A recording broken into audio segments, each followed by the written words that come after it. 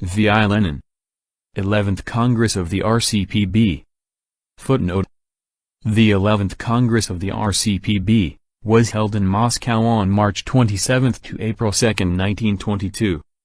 It was convened a year after the Civil War ended and the country went over to peaceful economic development. Its purpose was to sum up the results of the first year of the new economic policy and map out the further plan of socialist construction. This was the last party congress in which Lenin participated.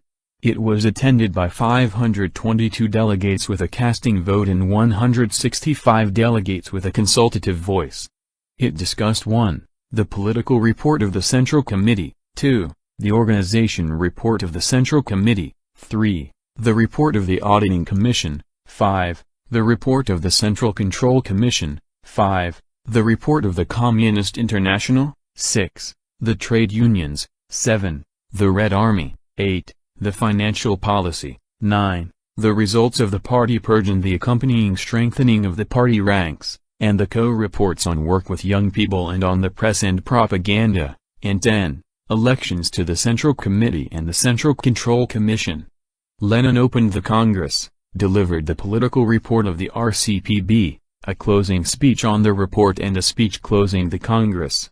End of footnote. March 27 to April 2, 1922, written, 16th of March, 1922. First published, 1925, published according to the manuscript. Source: Lenin's Collected Works, 2nd English edition, Progress Publishers, Moscow, 1965, Volume 33, pages 237 to 242. 1. Speech in opening the Congress March 27. Comrades, on behalf of the Central Committee of the Party I declare the 11th Congress of the R.C.P. open. Comrades, you have gathered in Congress after a whole year, in the course of which we have, for the first time, been free from the intervention and invasion of capitalist countries, at all events, in their most direct form. This is the first year that we have had the opportunity of devoting our efforts to the real, main and fundamental tasks of socialist construction. In this field we have undoubtedly taken only the first steps. But I am sure that if we soberly appraise what we have achieved and are not afraid to look facts, which are not always pleasant, and sometimes very unpleasant, straight in the face, we shall certainly overcome all the difficulties that only now are looming ahead of us in all their magnitude. The disasters that befell us in the past year were, if anything, even more severe than those of the preceding years. It seemed as if all the consequences of the imperialist war and of the war which the capitalists forced upon us had combined and hurled themselves upon us in the shape of famine and the most desperate ruin. These disasters have as yet been far from overcome, and none of us expects that they can be overcome soon. But if we maintain and strengthen the unity of our party, if we emerge from international difficulties as successfully as we have done up to now, if we concentrate all our efforts on the tasks that now necessarily arise from present conditions, there can be no doubt that we shall overcome these difficulties. All over the world the communist movement is growing, if not as fast as those of us who measured it by wartime and immediate post-war standards expected, at all events it is growing and is becoming sound, solid, broad and deep. And if we, in cooperation with the communist parties that now exist in all, or nearly all, countries, soberly assess our position and are not afraid to admit our mistakes, we shall victoriously emerge from all these difficulties. 2. Political Report of the Central Committee of the R.C.P. March 27. Applause. Comrades, permit me to start the political report of the Central Committee from the end and not from the beginning of the year. The political question most discussed today is Genoa. But since a great deal has already been said on the subject in our press, and since I have already said what is most essential to it in my speech on March 6, which has been published, I would ask you to permit me to refrain from going into details unless you particularly wish me to do so. On the whole you know everything about Genoa, because much has been written about it in the newspapers, in my opinion too much, to the detriment of the real, practical and urgent requirements of our work of construction in general, and of our economic development in particular. In Europe, in all bourgeois countries, of course, they like to occupy people's minds, or stuff their heads, with all sorts of trash about Genoa. On this occasion, I would say not only on this occasion, we are copying them, and copying them far too much. I must say that in the Central Committee we have taken very great pains to appoint a delegation of our best diplomats. We now have a fair number of Soviet diplomats, which was not the case in the early period of the Soviet Republic. The Central Committee has drawn up sufficiently detailed instructions for our diplomats at the Genoa Conference. We spent a long time discussing these instructions and considered and reconsidered them several times.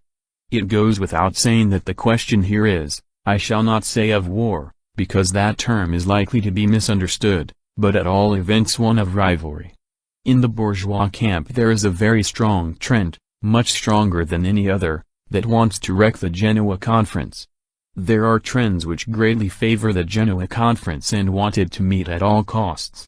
The latter have now gained the upper hand. Lastly, in all bourgeois countries there are trends which might be called pacifist trends, among which should be included the entire Second and 2.5 Internationals. It is this section of the bourgeoisie which is advocating a number of pacifist proposals and is trying to concoct something in the nature of a pacifist policy. As communists we have definite views about this pacifism which it would be superfluous to expound here. Needless to say, we are going to Genoa not as communists, but as merchants. We must trade, and they must trade. We want the trade to benefit us, they want it to benefit them. The course of the issue will be determined, if only to a small degree, by the skill of our diplomats.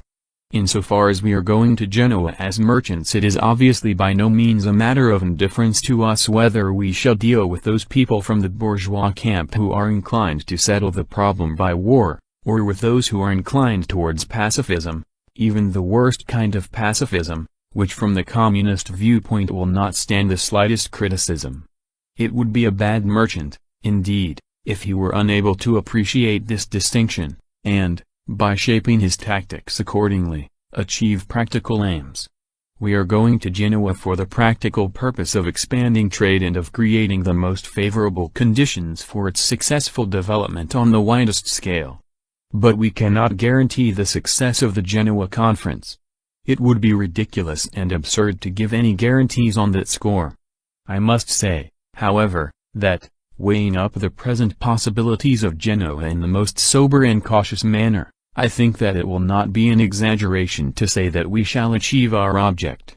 Through Genoa, if the other parties in the negotiations are sufficiently shrewd and not too stubborn, bypassing Genoa if they take it into their heads to be stubborn. But we shall achieve our goal. The fact of the matter is that the most urgent, pressing and practical interests that have been sharply revealed in all the capitalist countries during the past few years call for the development, regulation and expansion of trade with Russia. Since such interests exist, we may argue, we may quarrel, we may disagree on specific combinations, it is highly probable that we shall have to disagree. This fundamental economic necessity will, nevertheless, after all is said and done, make a way for itself. I think we can rest assured of that. I cannot vouch for the date, I cannot vouch for success, but at this gathering we can say with a fair amount of certainty that regular trade relations between the Soviet Republic and all the capitalist countries in the world are certain to continue developing. When I come to it in another part of my report I shall mention the hitches that may possibly occur, but I think that this is all that need be said on the questions of Genoa. Needless to say, the comrades who desire to study the question in greater detail and who are not content with the list of delegates published in the newspapers may set up a commission, or a section, and acquaint themselves with all the material of the Central Committee, and all the correspondence and instructions. Of course, the details we have outlined are provisional, for no one up to now knows exactly who will sit round the table at Genoa, and what terms, or preliminary terms or provisions will be announced. It would be highly inexpedient, and I think practically impossible, to discuss all this here. I repeat, this Congress, through the medium of a section, or a commission, has every opportunity to collect all the documents on this question, both the published documents and those in the possession of the Central Committee. I shall not say any more, for I am sure that it is not here that our greatest difficulties lie. This is not the question on which the attention of the whole party should be focused.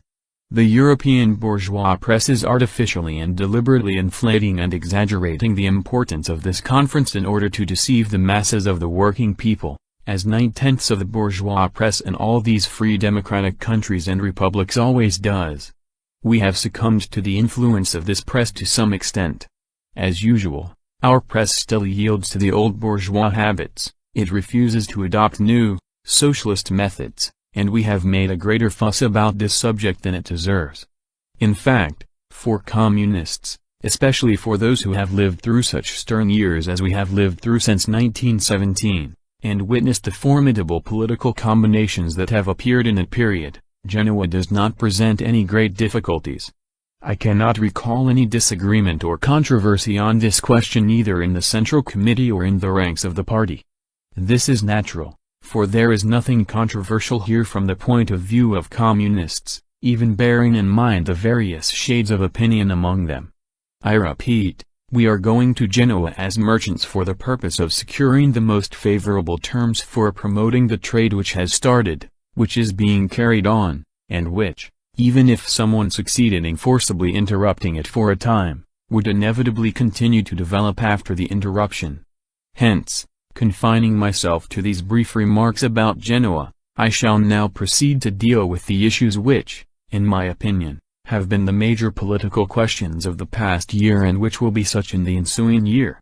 It seems to me that the political report of the Central Committee should not merely deal with the events of the year under review, but also point out, that, at any rate, is what I usually do, the main, fundamental political lessons of the events of that year, so that we may learn something for the ensuing year and be in a position to correctly determine our policy for that year. The new economic policy is, of course, the major question. This has been the dominant question throughout the year under review. If we have any important, serious and irrevocable gain to record for this year, and I am not so very sure that we have, it is that we have learned something from the launching of this new economic policy. If we have learned even a little, then, during the past year, we have learned a great deal in this field. And the test of whether we have really learnt anything, and to what extent, will probably be made by subsequent events of a kind which we ourselves can do little to determine, as for example the impending financial crisis. It seems to me that in connection with the new economic policy, the most important things to keep in mind as a basis for all our arguments, as a means of testing our experience during the past year, and of learning practical lessons for the ensuing year are contained in the following 3 points. First, the new economic policy is important for us primarily as a means of testing whether we are really establishing a link with the peasant economy. In the preceding period of development of our revolution, when all our attention and all our efforts were concentrated mainly on, or almost entirely absorbed by, the task of repelling invasion, we could not devote the necessary attention to this link. We had other things to think about. To some extent we could and had to ignore this bond when we were confronted by the absolutely urgent and overshadowing task of warding off the danger of being immediately crushed by the gigantic forces of world imperialism. The turn towards the new economic policy was decided on at the last Congress with exceptional unanimity, with even greater unanimity than other questions have been decided by our party, which, it must be admitted, is generally distinguished for its unanimity. This unanimity showed that the need for a new approach to socialist economy had fully matured. People who differed on many questions, and who assessed the situation from different angles, unanimously and very quickly and unhesitantly agreed that we lacked a real approach to socialist economy, to the task of building its foundation, that the only means of finding this approach was the new economic policy. Owing to the course taken by the development of war events, by the development of political events, by the development of capitalism in the old, civilized West, and owing also to the social and political conditions that developed in the colonies, we were the first to make a breach in the old bourgeois world at a time when our country was economically, if not the most backward, at any rate one of the most backward countries in the world. The vast majority of the peasants in our country are engaged in small individual farming. The items of our program of building a communist society, that we could apply immediately, were to some extent outside the sphere of activity of the broad mass of the peasantry, upon whom we imposed very heavy obligations, which we justified on the grounds that war permitted no wavering in this matter. Taken as a whole, this was accepted as justification by the peasantry, notwithstanding the mistakes we could not avoid. On the whole, the mass of the peasantry realized and understood that the enormous burdens imposed upon them were necessary in order to save the workers' and peasants' rule from the landowners and prevent it from being strangled by capitalist invasion, which threatened to wrest away all the gains of the revolution. But there was no link between the peasant economy and the economy that was being built up in the nationalized, socialized factories and on state farms. We saw this clearly at the last Party Congress. We saw it so clearly that there was no hesitation whatever in the party on the question as to whether the new economic policy was inevitable or not. It is amusing to read what is said about our decision in the numerous publications of the various Russian parties abroad. There are only trifling differences in the opinions they express. Living with memories of the past, they still continue to reiterate that to this day the left communists are opposed to the new economic policy. In 1921 they remembered what had occurred in 1918 and what our left communists themselves have forgotten, and they go on chewing this over and over again, assuring the world that these Bolsheviks are a sly and false lot, and that they are concealing from Europe that they have disagreements in their ranks. Reading this, one says to oneself, let them go on fooling themselves. If this is what they imagine is going on in this country, we can judge the degree of intelligence of these allegedly highly educated old fogies who have fled abroad. We know that there have been no disagreements in our ranks, and the reason for this is that the practical necessity of a different approach to the task of building the foundation of socialist economy was clear to all. There was no link between the peasant economy and the new economy we tried to create. Does it exist now? Not yet. We are only approaching it. The whole significance of the new economic policy, which our press still often searches for everywhere except where it should search, the whole purpose of this policy is to find a way of establishing a link between the new economy, which we are creating with such enormous effort, and the peasant economy. That is what stands to our credit. Without it we would not be communist revolutionaries. We began to develop the new economy in an entirely new way, brushing aside everything old. Had we not begun to develop it we would have been utterly defeated in the very first months, in the very first years. But the fact that we began to develop this new economy with such splendid audacity does not mean that we must necessarily continue in the same way. Why should we? There is no reason. From the very beginning we said that we had to undertake an entirely new task, and that unless we received speedy assistance from our comrades, the workers in the capitalistically more developed countries, we should encounter incredible difficulties and certainly make a number of mistakes. The main thing is to be able dispassionately to examine where such mistakes have been made and to start again from the beginning. If we begin from the beginning, not twice, but many times, it will show that we are not bound by prejudice, and that we are approaching our task, which is the greatest the world has ever seen, with a sober outlook. Today, as far as the new economic policy is concerned, the main thing is to assimilate the experience of the past year correctly. That must be done, and we want to do it.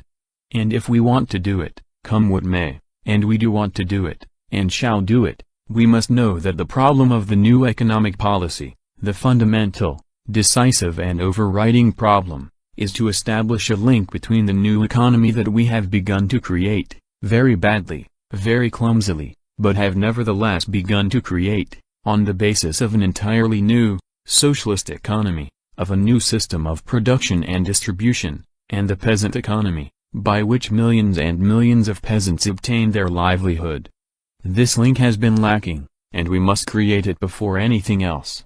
Everything else must be subordinated to this. We have still to ascertain the extent to which the new economic policy has succeeded in creating this link without destroying what we have begun so clumsily to build. We are developing our economy together with the peasantry.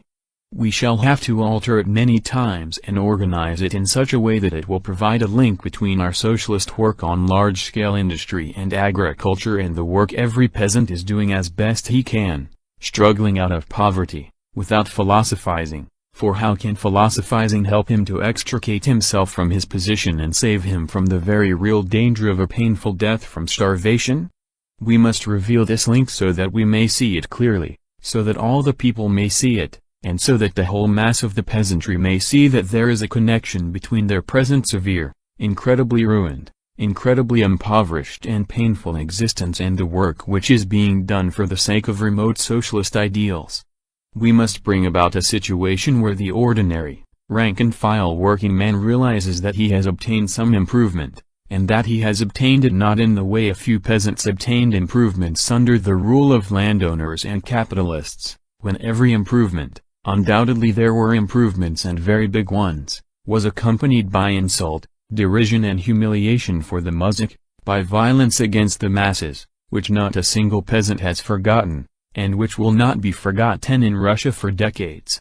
Our aim is to restore the link, to prove to the peasant by deeds that we are beginning with what is intelligible, familiar and immediately accessible to him, in spite of his poverty, and not with something remote and fantastic from the peasant's point of view. We must prove that we can help him and that in this period, when the small peasant is in a state of appalling ruin, impoverishment and starvation, the communists are really helping him. Either we prove that, or he will send us to the devil. That is absolutely inevitable. Such is the significance of the new economic policy. It is the basis of our entire policy. It is the major lesson taught by the whole of the past year's experience in applying the new economic policy, and, so to speak, our main political rule for the coming year. The peasant is allowing us credit, and, of course, after what he has lived through, he cannot do otherwise. Taken in the mass, the peasants go on saying, well, if you are not able to do it yet, we shall wait, perhaps you will learn. But this credit cannot go on forever. This we must know, and having obtained credit we must hurry. We must know that the time is approaching when this peasant country will no longer give us credit, when it will demand cash, to use a commercial term. It will say, you have postponed payment for so many months, so many years. But by this time, dear rulers, you must have learned the most sound and reliable method of helping us free ourselves from poverty, want, starvation and ruin. You can do it, you have proved it. This is the test that we shall inevitably have to face, and, in the last analysis, this test will decide everything, the fate of NEP and the fate of communist rule in Russia. Shall we accomplish our immediate task or not? Is this NEP fit for anything or not? If the retreat turns out to be correct tactics, we must link up with the peasant masses while we are in retreat, and subsequently march forward with them 100 times more slowly, but firmly and unswervingly, in a way that will always make it apparent to them that we are really marching forward. Then our cause will be absolutely invincible, and no power on earth can vanquish us. We did not accomplish this in the first year. We must say this frankly. And I am profoundly convinced, and our new economic policy enables us to draw this conclusion quite definitely and firmly, that if we appreciate the enormous danger harbored by NEP and concentrate all our forces on its weak points, we shall solve this problem. Link up with the peasant masses, with the rank-and-file working peasants, and begin to move forward immeasurably, infinitely more slowly than we expected, but in such a way that the entire mass will actually move forward with us. If we do that we shall in time progress much more quickly than we even dream of today. This, in my opinion, is the first fundamental political lesson of the new economic policy. The second, more specific lesson is the test through competition between state and capitalist enterprises. We are now forming mixed companies. I shall have something to say about these later on, which, like our state trade and our new economic policy as a whole, mean that we communists are resorting to commercial, capitalist methods. These mixed companies are also important because through them practical competition is created between capitalist methods and our methods. Consider it practically. Up to now we have been writing a program and making promises. In its time this was absolutely necessary. It is impossible to launch on a world revolution without a program and without promises. If the White Guards, including the Mensheviks, jeer at us for this, It only shows that the Mensheviks and the socialists of the Second and Two and a Half Internationals have no idea, in general, of the way a revolution develops. We could proceed in no other way. Now, however, the position is that we must put our work to a serious test, and not the sort of test that is made by control institutions set up by the communists themselves, even though these control institutions are magnificent, even though they are almost the ideal control institutions in the Soviet system and the party. Such a test may be mockery from the point of view of the actual requirements of the peasant economy, but it is certainly no mockery from the standpoint of our construction. We are now setting up these control institutions, but I am referring not to this test but to the test from the point of view of the entire economy. The capitalist was able to supply things. He did it inefficiently, charged exorbitant prices, insulted and robbed us. The ordinary workers and peasants, who do not argue about communism because they do not know what it is, are well aware of this. But the capitalists were, after all, able to supply things. Are you? You are not able to do it. That is what we heard last spring, though not always clearly audible. It was the undertone of the whole of last spring's crisis. As people you are splendid, but you cannot cope with the economic task you have undertaken. This is the simple and withering criticism which the peasantry, and through the peasantry, some sections of workers, leveled at the Communist Party last year. That is why in the NEP question, this old point acquires such significance. We need a real test. The capitalists are operating alongside us. They are operating like robbers. They make profit, but they know how to do things. But you are trying to do it in a new way. You make no profit. Your principles are communist. Your ideals are splendid. They are written out so beautifully that you seem to be saints, that you should go to heaven while you are still alive. But can you get things done? We need a test, a real test, not the kind the Central Control Commission makes when it censures somebody and the All-Russia Central Executive Committee imposes some penalty. Yes, we want a real test from the viewpoint of the national economy. We communists have received numerous deferments, and more credit has been allowed us than any other government has ever been given. Of course, we communists help to get rid of the capitalists and landowners. The peasants appreciate this and have given us an extension of time, longer credit, but only for a certain period. After that comes the test: can you run the economy as well as the others? The old capitalist can, you cannot. That is the first lesson, the first main part of the political report of the Central Committee. We cannot run the economy. This has been proved in the past year. I would like very much to quote the example of several ghost-rests, if I may express myself in the beautiful Russian language that Turgenev praised so highly, an ironical reference to the habit, then emerging, of abbreviating the names of various institutions. Here the abbreviation stands for State Trusts. Editor's note, to show how we run the economy. Unfortunately, for a number of reasons, and largely owing to ill health, I have been unable to elaborate this part of my report, and so I must confine myself to expressing my conviction, which is based on my observations of what is going on. During the past year we showed quite clearly that we cannot run the economy. That is the fundamental lesson. Either we prove the opposite in the coming year, or Soviet power will not be able to exist. And the greatest danger is that not everybody realizes this.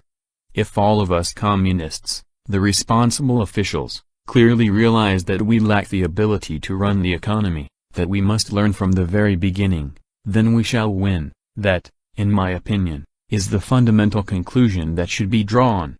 But many of us do not appreciate this and believe that if there are people who do think that way, it can only be the ignorant, who have not studied communism. Perhaps they will someday learn and understand. No, excuse me. The point is not that the peasant or the non-party worker has not studied communism, but that the time has passed when the job was to draft a program and call upon the people to carry out this great program. That time has passed. Today you must prove that you can give practical economic assistance to the workers and to the peasants under the present difficult conditions, and thus demonstrate to them that you have stood the test of competition. The mixed companies that we have begun to form, in which private capitalists, Russian and foreign, and communists participate, provide one of the means by which we can learn to organize competition properly and show that we are no less able to establish a link with the peasant economy than the capitalists, that we can meet its requirements, that we can help the peasant make progress even at his present level, in spite of his backwardness, for it is impossible to change him in a brief span of time. That is the sort of competition confronting us as an absolutely urgent task. It is the pivot of the new economic policy and, in my opinion, the quintessence of the party's policy. We are faced with any number of purely political problems and difficulties. You know what they are, Genoa, the danger of intervention.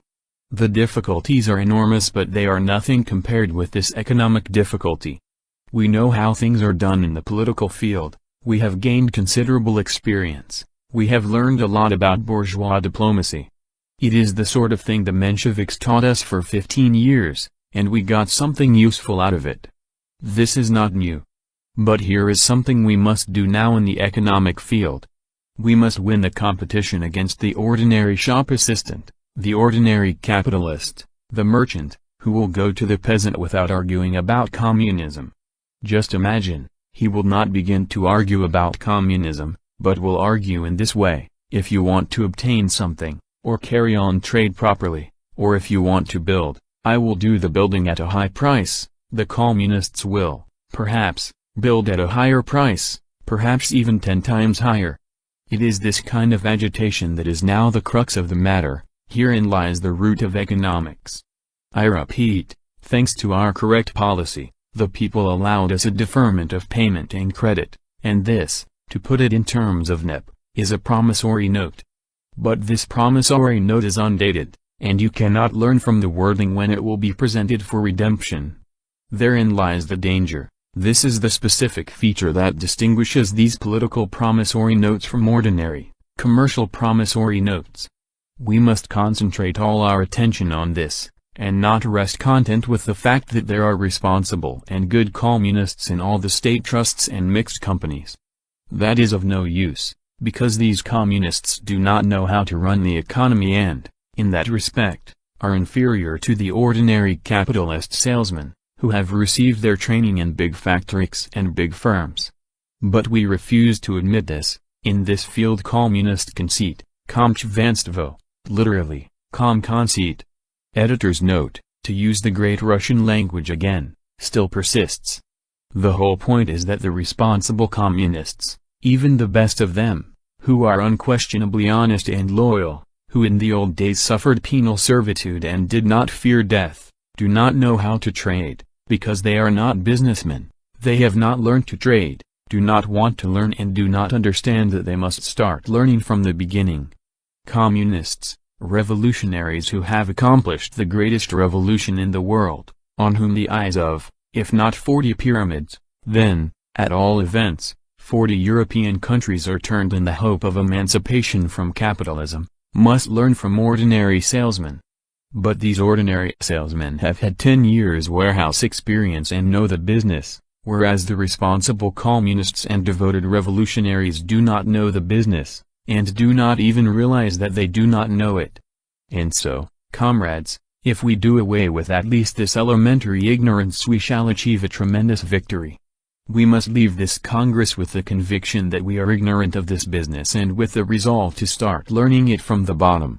After all, we have not ceased to be revolutionaries, although many say, and not altogether without foundation, that we have become bureaucrats, and can understand this simple thing, that in a new and unusually difficult undertaking we must be prepared to start from the beginning over and over again. If after starting you find yourselves at a dead end, start again, and go on doing it 10 times if necessary, until you attain your object. Do not put on airs. Do not be conceited because you are a communist while there is some non-party salesman, perhaps a white guard, and very likely he is a white guard, who can do things which economically must be done at all costs, but which you cannot do.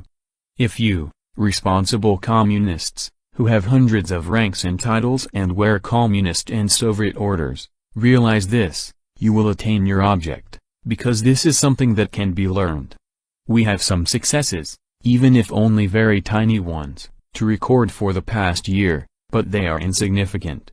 The main thing is that there is no realization nor widespread conviction among all communists that at the present time the responsible and most devoted Russian communist is less able to perform these functions than any salesman of the old school. I repeat, we must start learning from the very beginning. If we realize this, we shall pass our test, and the test is a serious one which the impending financial crisis will set. The test set by the Russian and international market to which we are subordinated, with which we are connected, and from which we cannot isolate ourselves. The test is a crucial one, for here we may be beaten economically and politically. That is how the question stands, and it cannot be otherwise, for the competition will be very severe, and it will be decisive. We had many outlets and loopholes that enabled us to escape from our political and economic difficulties.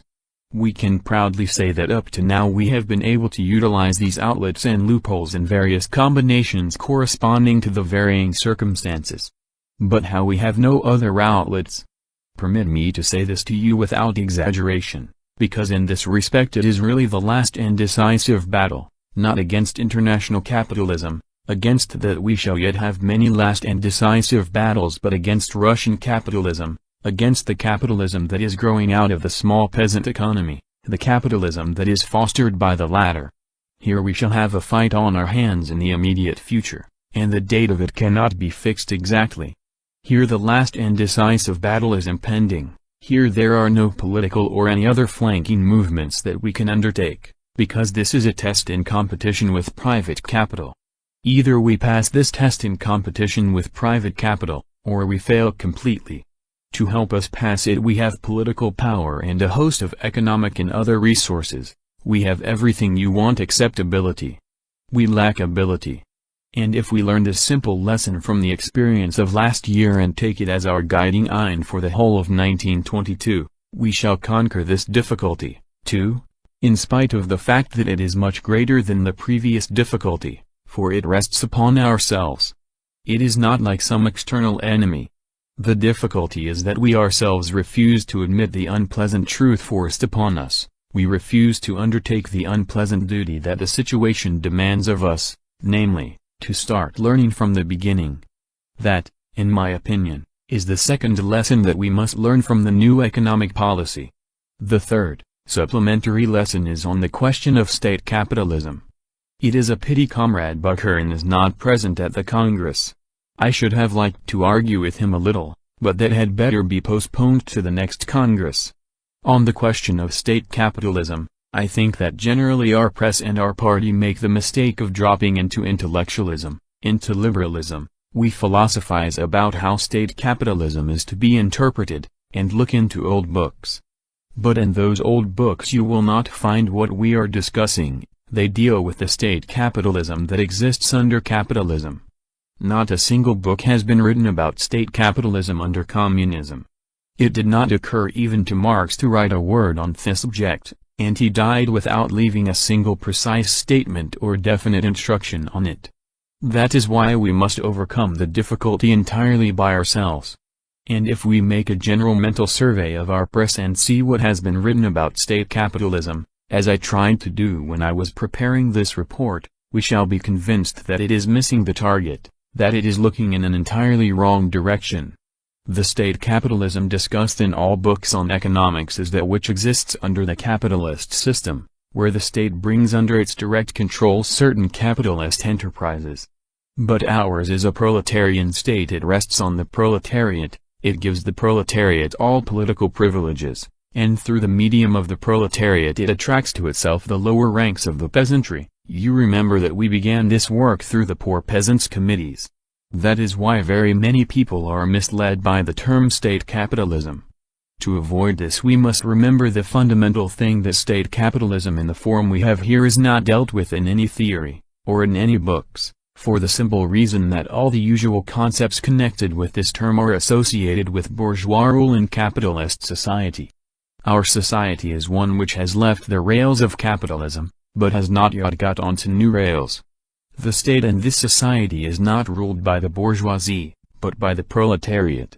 We refuse to understand that when we say state we mean ourselves, The proletariat, the vanguard of the working class. State capitalism is capitalism which we shall be able to restrain, and the limits of which we shall be able to fix. This state capitalism is connected with the state, and the state is the workers, the advanced section of the workers, the vanguard. We are the state. State capitalism is capitalism that we must confine within certain bounds, but we have not yet learned to confine it within those bounds. That is the whole point. And it rests with us to determine what this state capitalism is to be.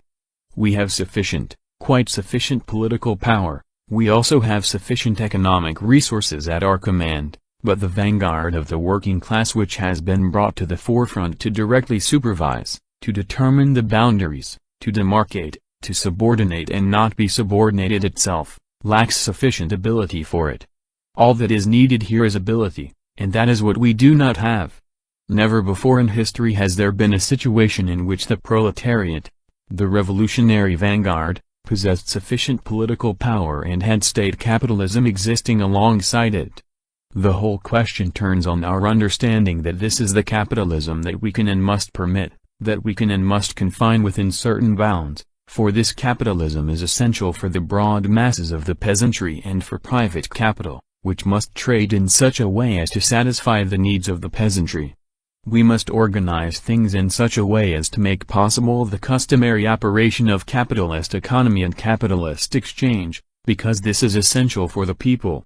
Without it, existence is impossible. All the rest is not an absolutely vital matter to this camp. They can resign themselves to all that.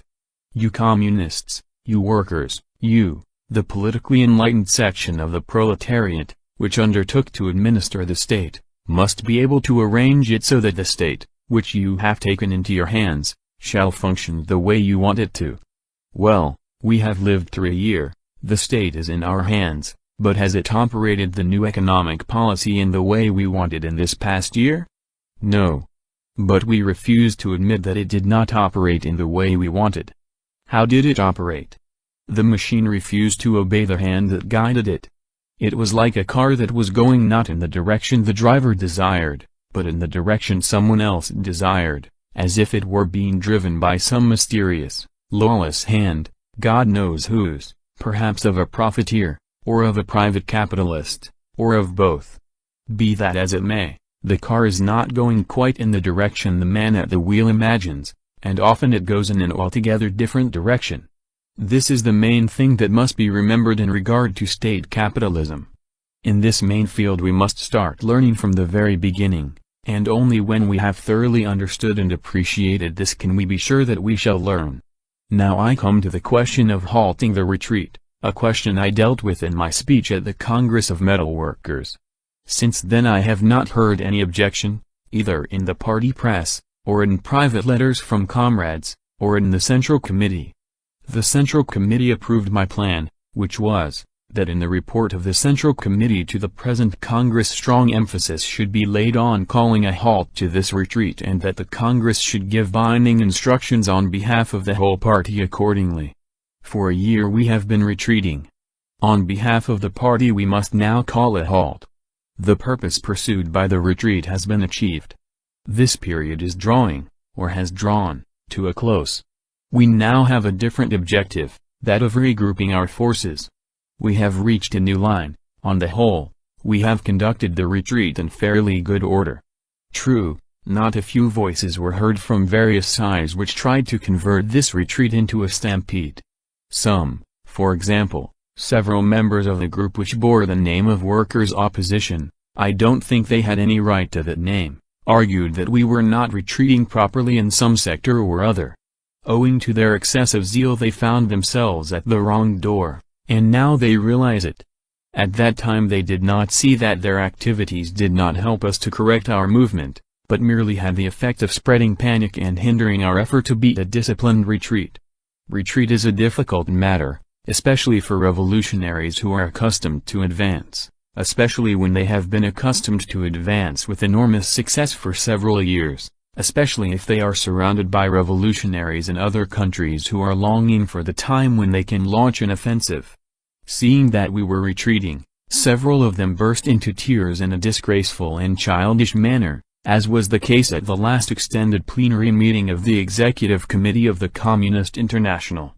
Moved by the best communist sentiments and communist aspirations, several of the comrades burst into tears because, oh horror! The good Russian communists were retreating. Perhaps it is now difficult for me to understand this West European mentality, although I lived for quite a number of years in those marvelous democratic countries as an exile. Perhaps from their point of view this is such a difficult matter to understand that it is enough to make one weep. We, at any rate, have no time for sentiment. It was clear to us that because we had advanced so successfully for many years and had achieved so many extraordinary victories, and all this in a country that was in an appalling state of ruin and lacked the material resources to consolidate that advance, since we had gained so much, it was absolutely essential for us to retreat. We could not hold all the positions we had captured in the first onslaught. On the other hand, it was because we had captured so much in the first onslaught, on the crest of the wave of enthusiasm displayed by the workers and peasants, that we had room enough to retreat a long distance, and can retreat still further now, without losing our main and fundamental positions. On the whole, the retreat was fairly orderly, although certain panic-stricken voices, among them that of the workers' opposition, this was the tremendous harm it did, caused losses in our ranks, caused a relaxation of discipline, and disturbed the proper order of retreat. The most dangerous thing during a retreat is panic. When a whole army, I speak in the figurative sense, is in retreat, it cannot have the same morale as when it is advancing. At every step you find a certain mood of depression. We even had poets who wrote that people were cold and starving in Moscow, that everything before was bright and beautiful, but now trade and profiteering abound. We have had quite a number of poetic effusions of this sort. Of course, retreat breeds all this. That is where the serious danger lies. It is terribly difficult to retreat after a great victorious advance, for the relations are entirely different. During a victorious advance, even if discipline is relaxed, everybody presses forward on his own accord. During the retreat, however, discipline must be more conscious and is 100 times more necessary, because, when the entire army is in retreat, it does not know or see where it should halt. It sees only retreat. Under such circumstances a few panic-stricken voices are, at times, enough to cause a stampede. The danger here is enormous. When a real army is in retreat, machine guns are kept ready, and when an orderly retreat degenerates into a disorderly one, the command to fire is given, and quite rightly, too. If, during an incredibly difficult retreat, when everything depends on preserving proper order, anyone spreads panic, even from the best of motives, the slightest breach of discipline must be punished severely, sternly, ruthlessly, and this applies not only to certain of our internal party affairs, but also, and to a greater extent, to such gentry as the Mensheviks, and to all the gentry of the 2.5 International. The other day I read an article by Comrade Rakazi in number 20 of the Communist International on a new book by Otto Bauer, from whom at one time we all learned, but who, like Kautsky, became a miserable petty bourgeois after the war. Footnote: here Lenin refers to Matthias Rakazi's article The New Economic Policy in Soviet Russia, which analyzes Otto Bauer's pamphlet Der neue Kurs in Sowjetrussland, The New Policy in Soviet Russia, published in Vienna in 1921. Rakazi's article appeared in March 22 in the magazine Communist International, number 20. Communist International, organ of the Executive Committee of the Communist International, was published in Russian, German, French, English, Spanish and Chinese. The first issue was put out on May 1, 1919. Publication was stopped in June 1943 following the decision of the Presidium of the Comintern Executive Committee of May 15, 1943 to dissolve the Communist International. End of footnote. Bauer now writes, they are now retreating to capitalism. We have always said that it was a bourgeois revolution. And the Mensheviks and socialist revolutionaries, all of whom preach this sort of thing, are astonished when we declare that we shall shoot people for such things. They are amazed, but surely it is clear. When an army is in retreat 100 times more discipline is required than when it is advancing, because during an advance everybody presses forward. If everybody started rushing back now, it would spell immediate and inevitable disaster. The most important thing at such a moment is to retreat in good order, to fix the precise limits of the retreat, and not to give way to panic. And when a Menshevik says, "You are now retreating, I have been advocating retreat all the time, I agree with you, I am your man, let us retreat together," we say in reply, for the public manifestations of Menshevism our revolutionary courts must pass the death sentence, otherwise they are not our courts, but God knows what. They cannot understand this and exclaim, "What dictatorial manners these people have!" They still think we are persecuting the Mensheviks because they fought us in Geneva. Footnote: Lenin has in mind the struggle waged abroad between the Bolsheviks and the Mensheviks. End of footnote. But had we done that we should have been unable to hold power even for 2 months. Indeed, the sermons which Otto Bauer, the leaders of the Second and 2½ Internationals, the Mensheviks and Socialist revolutionaries preach express their true nature. The revolution has gone too far. What you are saying now we have been saying all the time, permit us to say it again. But we say in reply, permit us to put you before a firing squad for saying that. Either you refrain from expressing your views, or, if you insist on expressing your political views publicly in the present circumstances, when our position is far more difficult than it was when the White Guards were directly attacking us, then you will have only yourselves to blame if we treat you as the worst and most pernicious White Guard elements. We must never forget this. When I speak about halting the retreat I do not mean that we have learned to trade. On the contrary, I am of the opposite opinion, and if my speech were to create that impression it would show that I had been misunderstood and that I am unable to express my thoughts properly. The point, however, is that we must put a stop to the nervousness and fuss that have arisen with the introduction of NEP, the desire to do everything in a new way and to adapt everything. We now have a number of mixed companies. True, we have only very few. There are 9 companies formed in conjunction with foreign capitalists and sanctioned by the Commissariat of Foreign Trade. The Sokolnikov Commission has sanctioned 6 and the Northern Timber Trust has sanctioned 2. Footnote: the Commission for Mixed Companies under the Council of Labor and Defense. This commission was set up by a decision of the Council of Labor and Defense on February 15, 1922. Its chairman was Sokolnikov. The Northern Timber Trust was a special administrative body of the timber industry of the North White Sea area. It was established in 1921.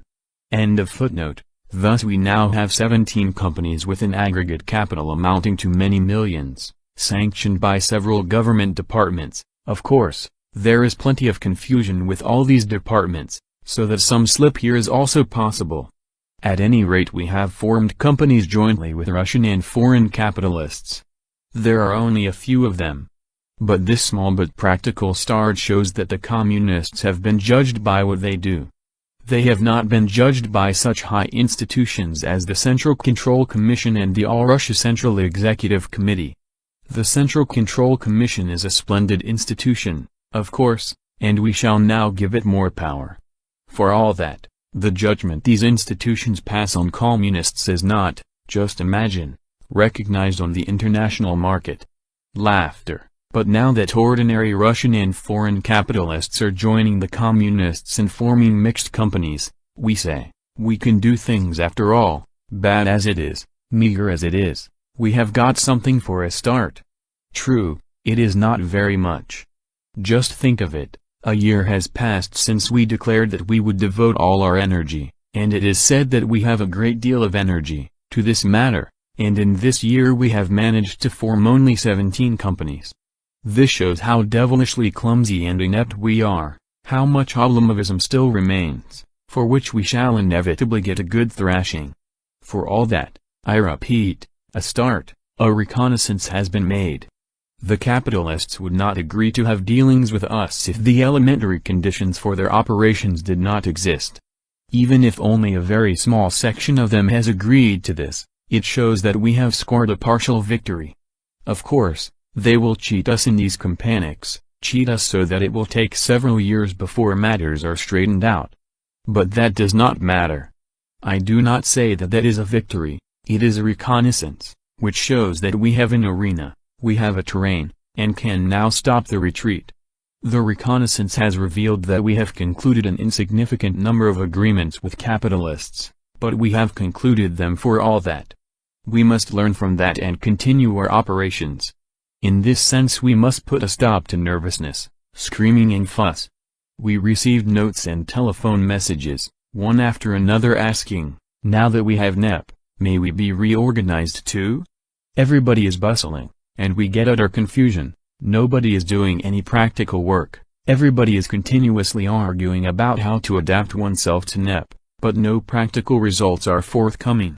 The merchants are laughing at us communists, and in all probability are saying, formerly there were persuaders-in-chief, now we have talkers-in-chief.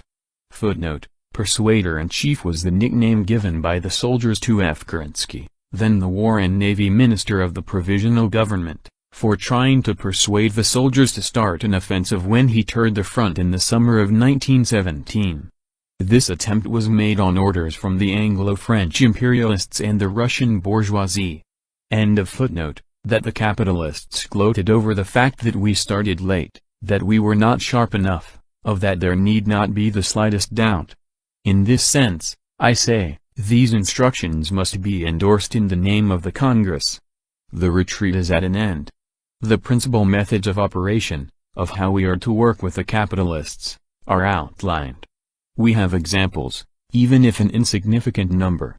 Stop philosophizing and arguing about NEP. Let the poets write verses, that is what they are poets for. But you economists, you stop arguing about NEP and get more companies formed. Check up on how many communists we have who can organize successful competition with the capitalists. The retreat has come to an end, it is now a matter of regrouping our forces. These are the instructions that the Congress must pass so as to put an end to fuss and bustle. Calm down, do not philosophize, if you do, it will be counted as a black mark against you. Show by your practical efforts that you can work no less efficiently than the capitalists. The capitalists create an economic link with the peasants in order to amass wealth. You must create a link with peasant economy in order to strengthen the economic power of our proletarian state. You have the advantage over the capitalists in that political power is in your hands, you have a number of economic weapons at your command, the only trouble is that you cannot make proper use of them. Look at things more soberly. Cast off the tinsel, the festive communist garments, learn a simple thing simply, and we shall beat the private capitalist. We possess political power. We possess a host of economic weapons. If we beat capitalism and create a link with peasant farming we shall become an absolutely invincible power. Then the building of socialism will not be the task of that drop in the ocean, called the Communist Party, but the task of the entire mass of the working people. Then the rank-and-file peasants will see that we are helping them and they will follow our lead. Consequently, even if the pace is 100 times slower, it will be 1,000,000 times more certain and more sure. It is in this sense that we must speak of halting the retreat, and the proper thing to do is, in one way or another, to make this slogan a Congress decision. In this connection, I should like to deal with the question, what is the Bolsheviks' new economic policy, evolution or tactics? This question has been raised by the Sminovek people, who, as you know, are a trend which has arisen among Russian émigrés. It is a socio-political trend led by some of the most prominent constitutional Democrats, several ministers of the former Kolchak government, people who have come to the conclusion that the Soviet government is building up the Russian state and therefore should be supported. They argue as follows, what sort of state is the Soviet government building? The communists say they are building a communist state and assure us that the new policy is a matter of tactics. The Bolsheviks are making use of the private capitalists in a difficult situation, but later they will get the upper hand. The Bolsheviks can say what they like, as a matter of fact it is not tactics but evolution, internal regeneration, they will arrive at the ordinary bourgeois state, and we must support them. History proceeds in devious ways. Some of them pretend to be communists, but there are others who are more straightforward, One of these is Ustryalev. I think he was a minister in Kolchak's government. He does not agree with his colleagues and says, "You can think what you like about communism, but I maintain that it is not a matter of tactics, but of evolution." I think that by being straightforward like this, Ustryalev is rendering us a great service. We, and I particularly, because of my position, hear a lot of sentimental communist lies, communist fibbing, every day, and sometimes we get sick to death of them. But now instead of these communist fibs I get a copy of Sminovek, which says quite plainly, things are by no means what you imagine them to be. As a matter of fact, you are slipping into the ordinary bourgeois morass with communist flags inscribed with catchwords stuck all over the place. This is very useful. It is not a repetition of what we are constantly hearing around us, but the plain class truth uttered by the class enemy. It is very useful to read this sort of thing, and it was written not because the communist state allows you to write some things and not others, but because it really is the class truth, bluntly and frankly uttered by the class enemy. I am in favor of supporting the Soviet government, says Ustryalev, although he was a constitutional Democrat, a bourgeois, and supported intervention. I am in favor of supporting Soviet power because it has taken the road that will lead it to the ordinary bourgeois state. This is very useful, and I think that we must keep it in mind. It is much better for us if the Sminovek people write in that strain than if some of them pretend to be almost communists, so that from a distance one cannot tell whether they believe in God or in the communist revolution. We must say frankly that such candid enemies are useful. We must say frankly that the things Ustryalev speaks about are possible. History knows all sorts of metamorphoses. Relying on firmness of convictions, loyalty, and other splendid moral qualities is anything but a serious attitude in politics. A few people may be endowed with splendid moral qualities, but historical issues are decided by vast masses, which, if the few do not suit them, may at times treat them none too politely. There have been many cases of this kind, that is why we must welcome this frank utterance of the Sminovek people. The enemy is speaking the class truth and is pointing to the danger that confronts us, and which the enemy is striving to make inevitable. Sminovek adherents express the sentiments of thousands and tens of thousands of bourgeois, or of Soviet employees whose function it is to operate our new economic policy.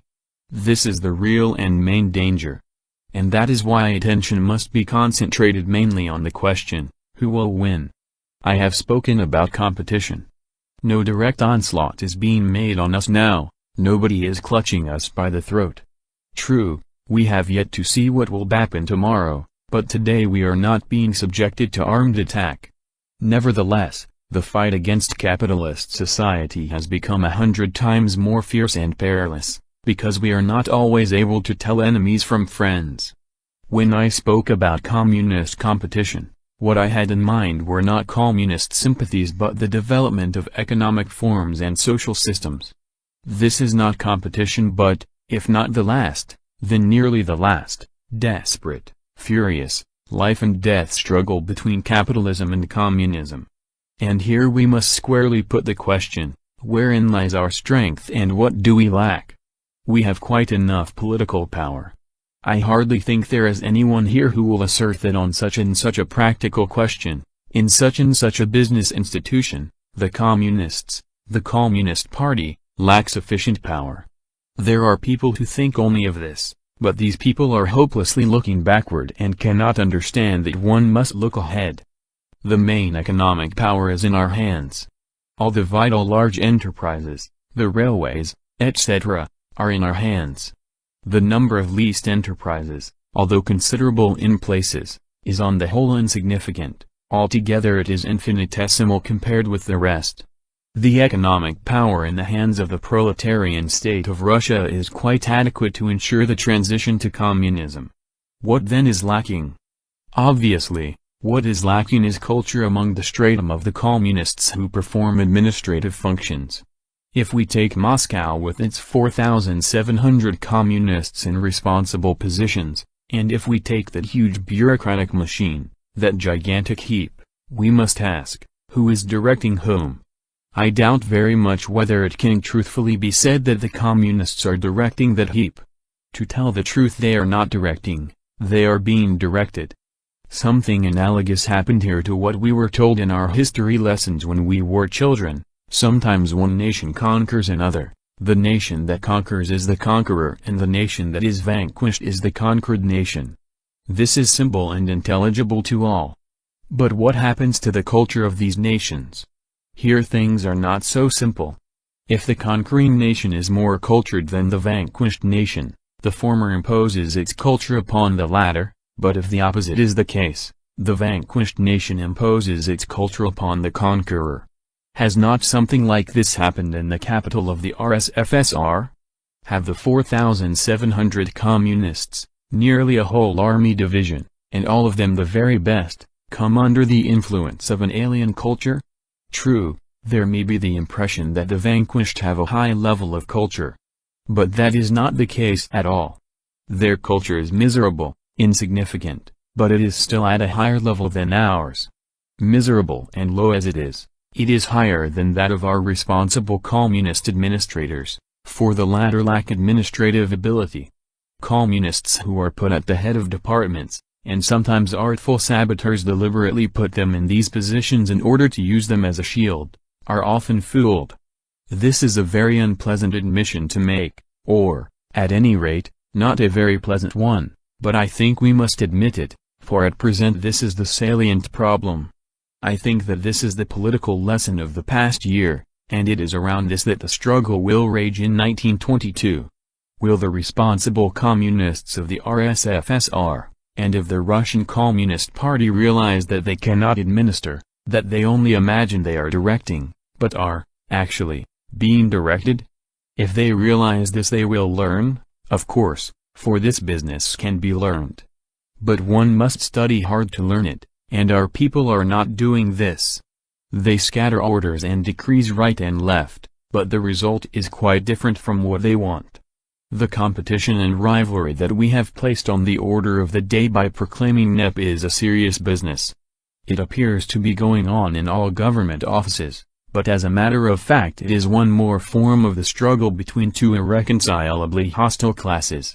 It is another form of the struggle between the bourgeoisie and the proletariat. It is a struggle that has not yet been brought to a head, and culturally it has not yet been resolved even in the central government departments in Moscow.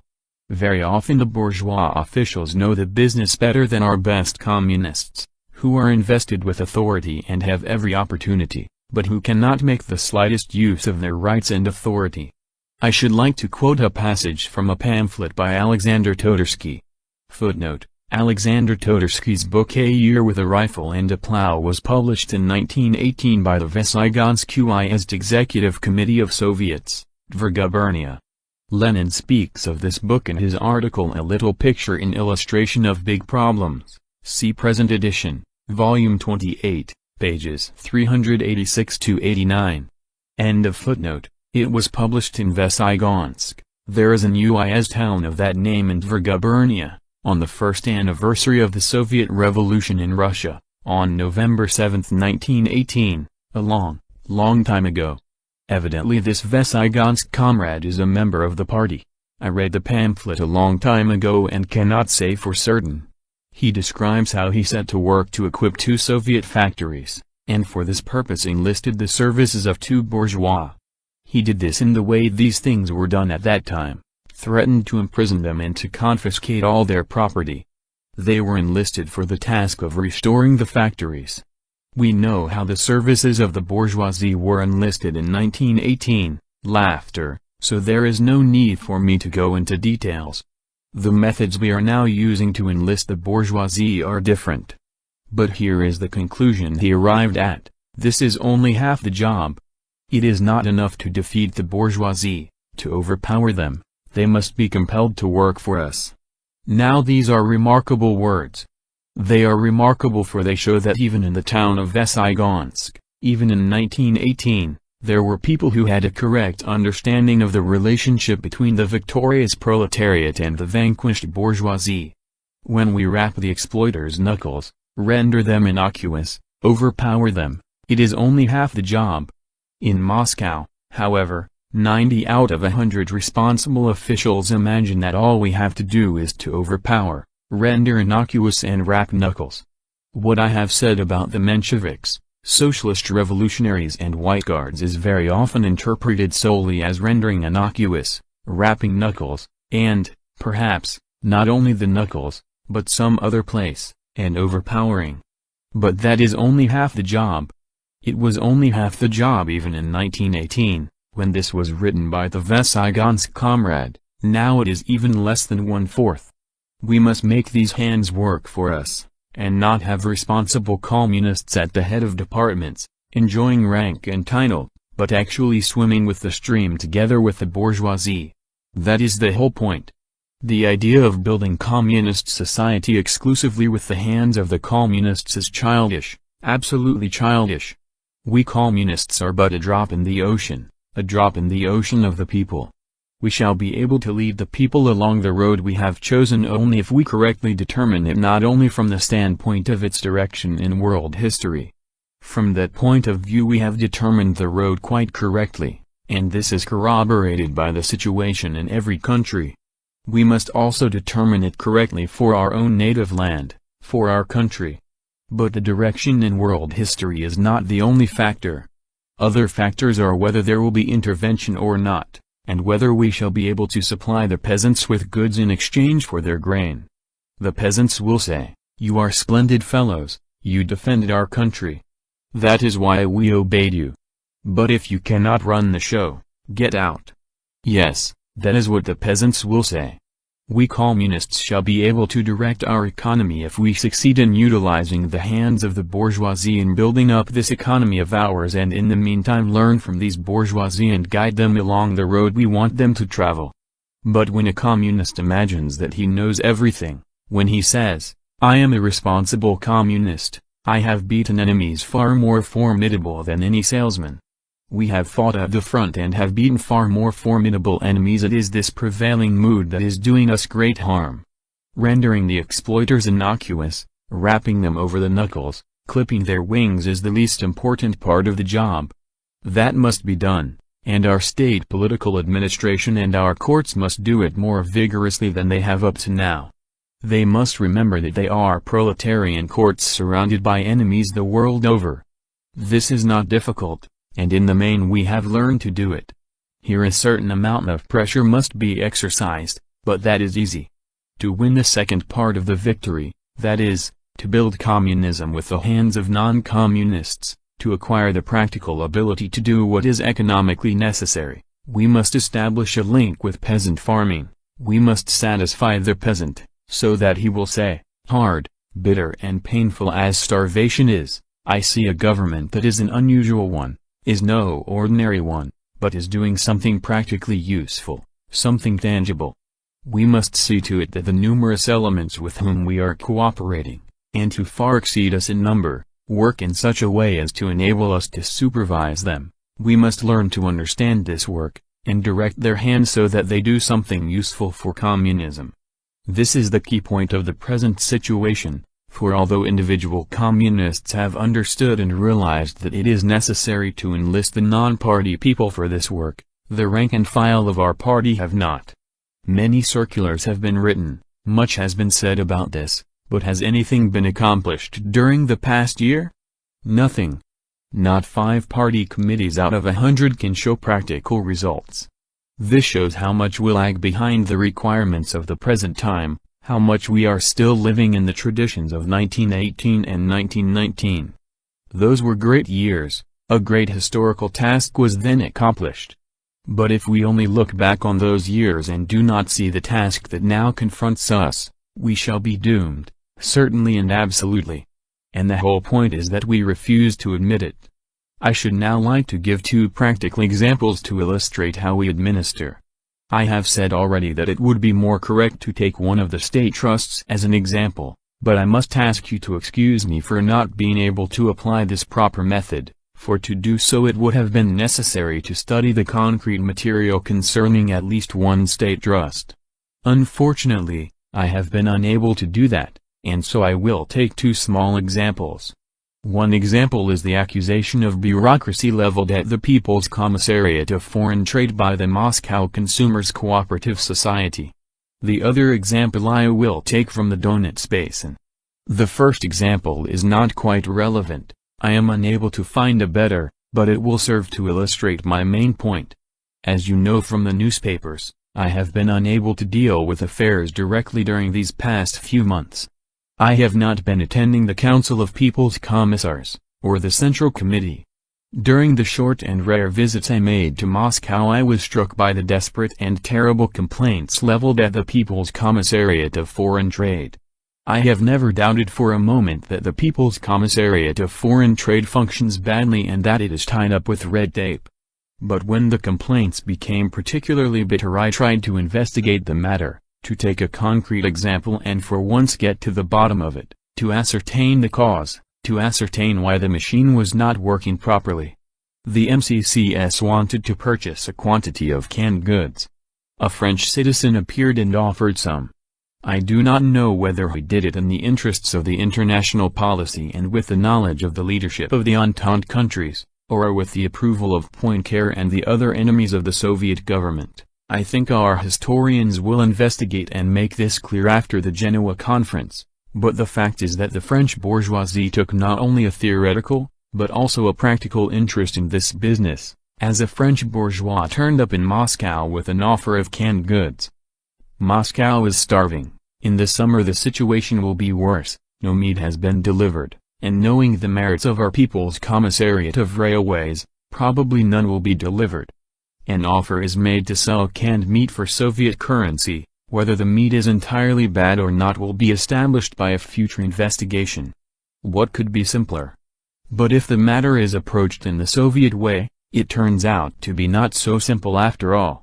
I was unable to go into the matter personally, but I ordered an investigation and I have before me the report which shows how this celebrated case developed. It started with the decision adopted on February 11th by the Political Bureau of the Central Committee of the Russian Communist Party on the report of Comrade Kamenev concerning the desirability of purchasing food abroad. Of course, how could a Russian citizen decide such a question without the consent of the Political Bureau of the Central Committee of the Russian Communist Party? Think of it. How could 4,700 responsible officials, and this is only according to the census, decide a matter like purchasing food abroad without the consent of the Political Bureau of the Central Committee? This would be something supernatural, of course. Evidently, Comrade Kamenev understands our policy and the realities of our position perfectly well, and therefore, he did not place too much reliance on the numerous responsible officials. He started by taking the bull by the horns, if not the bull, at all events the Political Bureau, and without any difficulty.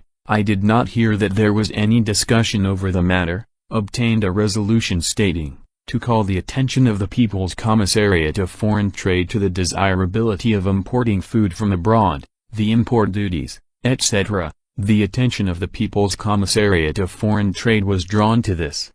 Things started moving. This was on February 11th. I remember that I had occasion to be in Moscow at the very end of February, or about that time. And what did I find? The complaints, the despairing complaints of the Moscow comrades. What's the matter? I ask. There is no way we can buy these provisions. Why? Because of the red tape of the People's Commissariat of Foreign Trade. I had not been taking part in affairs for a long time and I did not know that the Political Bureau had adopted a decision on the matter. I merely ordered the executive secretary of our council to investigate, procure the relevant documents and show them to me. The matter was settled when Krasin arrived. Kamenev discussed the matter with him, the transaction was arranged, and the canned meat was purchased. All's well that ends well.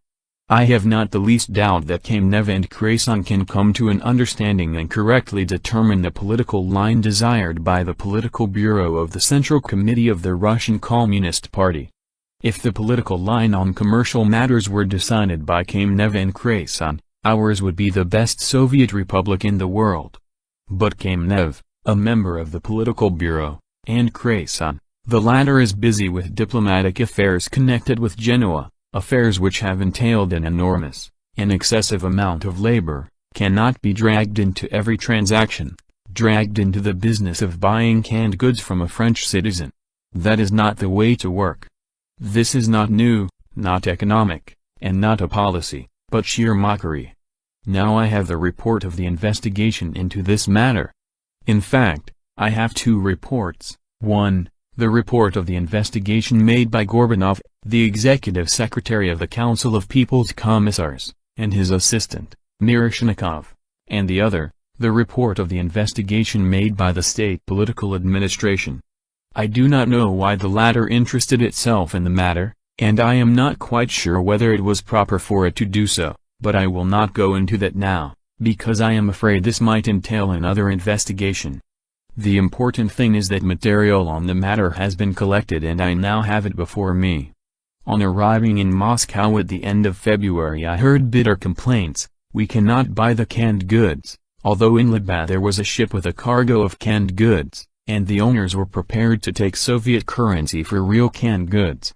Laughter. If these canned goods are not entirely bad, and I now emphasize the if, because I am not sure that I shall not call for another investigation, the results of which, however, we shall have to report at the next Congress. If, I say, these goods are not entirely bad and they have been purchased, I ask, why could not this matter have been settled without Kamenev and Krasin?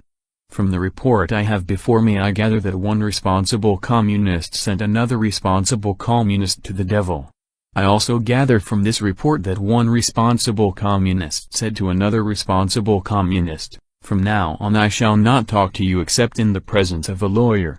Reading this report I recalled the time when I was in exile in Siberia, 25 years ago, and had occasion to act in the capacity of a lawyer.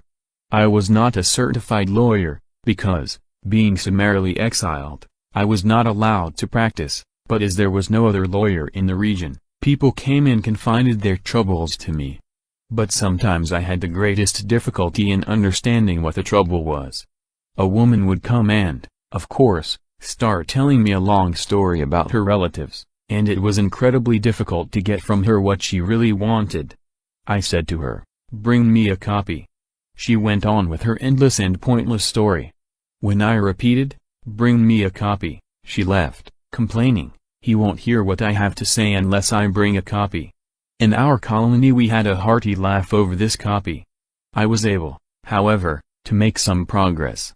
People came to me, brought copies of the necessary documents, and I was able to gather what their trouble was, what they complained of, what ailed them. This was 25 years ago, in Siberia, in a place many hundreds of versts from the nearest railway station. But why was it necessary, 3 years after the revolution, in the capital of the Soviet Republic, to have two investigations, the intervention of Kamenev and Krasin and the instructions of the political bureau to purchase canned goods? What was lacking? Political power? No. The money was forthcoming, so they had economic as well as political power. All the necessary institutions were available. What was lacking, then? Culture. 99 out of every 100 officials of the MCCS, against whom I have no complaint to make whatever, and whom I regard as excellent communists, and of the Commissariat of Foreign Trade lack culture. They were unable to approach the matter in a cultured manner. When I first heard of the matter I sent the following written proposal to the Central Committee, all the officials concerned of the Moscow government departments, except the members of the All-Russia Central Executive Committee, who, as you know, enjoy immunity, should be put in the worst prison in Moscow for 6 hours, and those of the People's Commissariat of Foreign Trade for 36 hours. And then it turned out that no one could say who the culprits were. Laughter. And from what I have told you it is evident that the culprits will never be discovered. It is simply the usual inability of the Russian intellectuals to get things done, inefficiency and slovenliness. First they rush at a job, do a little bit, and then think about it, and when nothing comes of it, they run to complain to Kamenev and want the matter to be brought before the political bureau. Of course, all difficult state problems should be brought before the political bureau. I shall have to say something about that later on, but one should think first and then act. If you want to bring up a case, submit the appropriate documents. First send a telegram, and in Moscow we also have telephones. Send a telephone message to the competent department and a copy to Tsar Hussein. I regard the transaction as urgent and will take proceedings against anyone guilty of red tape. One must think of this elementary culture, one must approach things in a thoughtful manner.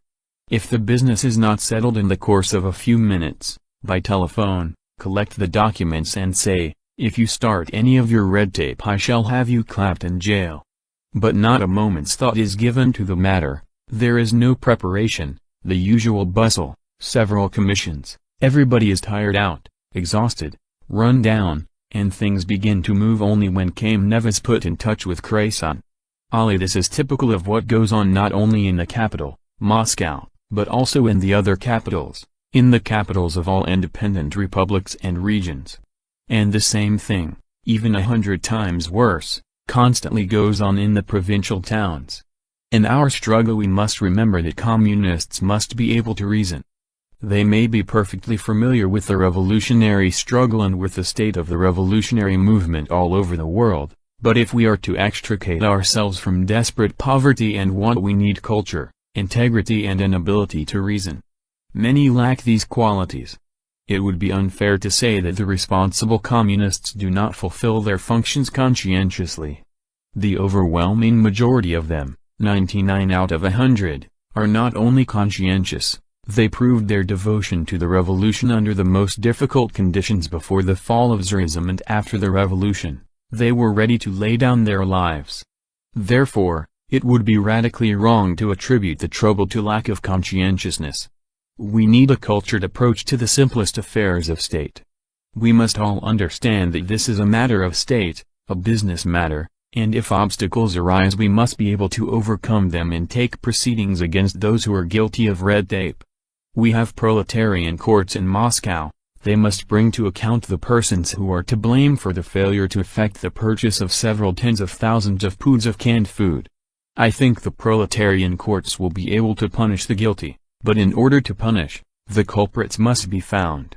I assure you that in this case no culprits will be found. I want you all to look into this business, no one is guilty, all we see is a lot of fuss and bustle and nonsense. Nobody has the ability to approach the business properly, nobody understands that affairs of state must not be tackled in this way.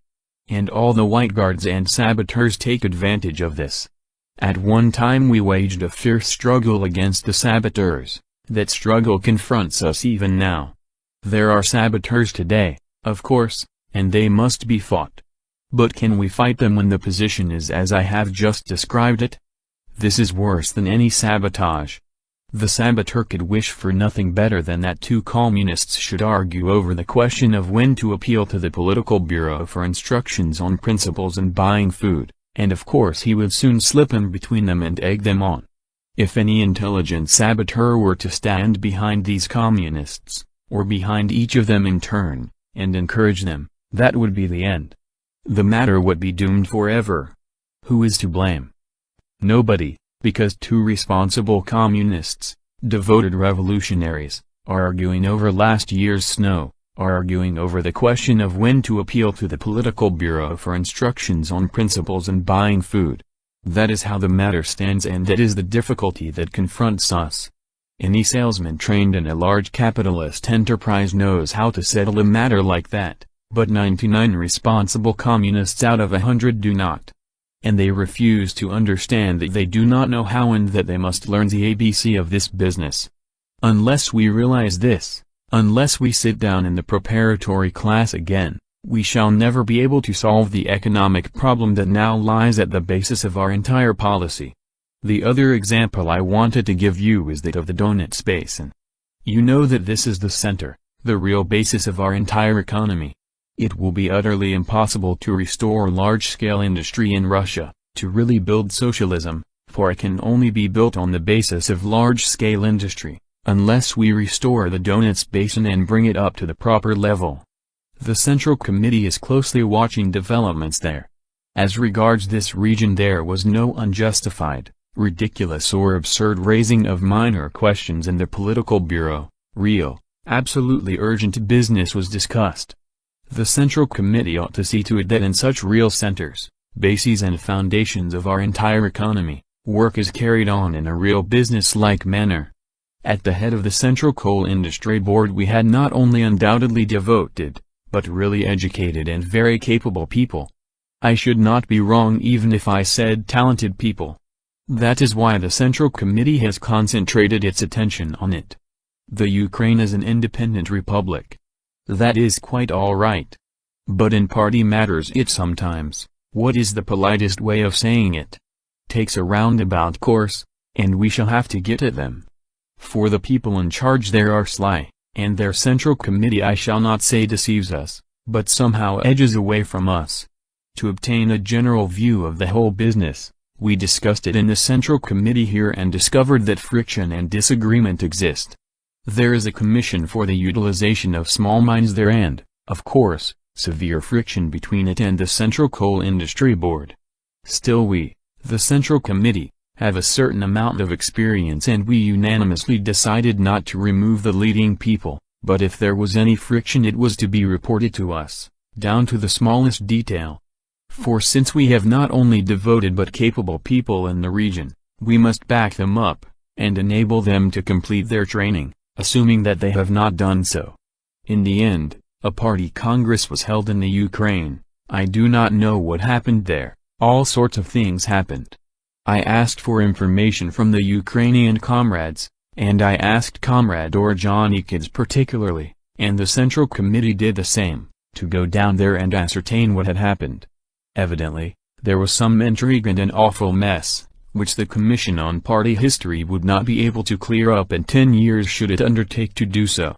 But the upshot of it all was that contrary to the unanimous instructions of the Central Committee, this group was superseded by another group. What was the matter? In the main, notwithstanding all its good qualities, a section of the group made a mistake. They were overzealous in their methods of administration. There we have to deal with workers. Very often the word workers is taken to mean the factory proletariat. But it does not mean that at all. During the war people who were by no means proletarians went into the factories. They went into the factories to dodge the war. Are the social and economic conditions in our country today such as to induce real proletarians to go into the factories? No. It would be true according to Marx, but Marx did not write about Russia, he wrote about capitalism as a whole, beginning with the 15th century. It held true over a period of 600 years, but it is not true for present-day Russia. Very often those who go into the factories are not proletarians, they are casual elements of every description. The task is to learn to organize the work properly, not to lag behind, to remove friction and time, not to separate administration from politics. For our administration and our politics rest on the ability of the entire vanguard to maintain contact with the entire mass of the proletariat and with the entire mass of the peasantry. If anybody forgets these cogs and becomes wholly absorbed in administration, the result will be a disastrous one. The mistake the Donets Basin officials made is insignificant compared with other mistakes of ours, but this example is a typical one. The Central Committee unanimously ordered, allow this group to remain, bring all conflicts, even minor ones, before the Central Committee, for the Donets Basin is not an ordinary district, but a vital one, without which socialist construction would simply remain a pious wish. But all our political power, all the authority of the Central Committee proved of no avail. This time there was a mistake in administration, of course. In addition, a host of other mistakes were made. This instance shows that it is not a matter of possessing political power, but of administrative ability, the ability to put the right man in the right place, the ability to avoid petty conflicts, so that state economic work may be carried on without interruption. This is what we lack, this is the root of the mistake. I think that in discussing our revolution and weighing up its prospects, we must carefully single out the problems which the revolution has solved completely and which have irrevocably gone down in history as an epoch-making departure from capitalism. Our revolution has such solutions to its credit. Let the Mensheviks and Otto Bauer of the 2.5 International shout, theirs is a bourgeois revolution. We say that our task was to consummate the bourgeois revolution. As a certain White Guard newspaper expressed it, dung had accumulated in our state institutions for 400 years, but we cleaned it all out in 4 years. This is the great service we rendered. What have the Mensheviks and socialist revolutionaries done? Nothing. The dung of medievalism has not been cleared out either in our country, or even in advanced, enlightened Germany. Yet they reproach us for doing what stands very much to our credit. The fact that we have consummated the revolution is an achievement that can never be expunged from our record. War is now in the air.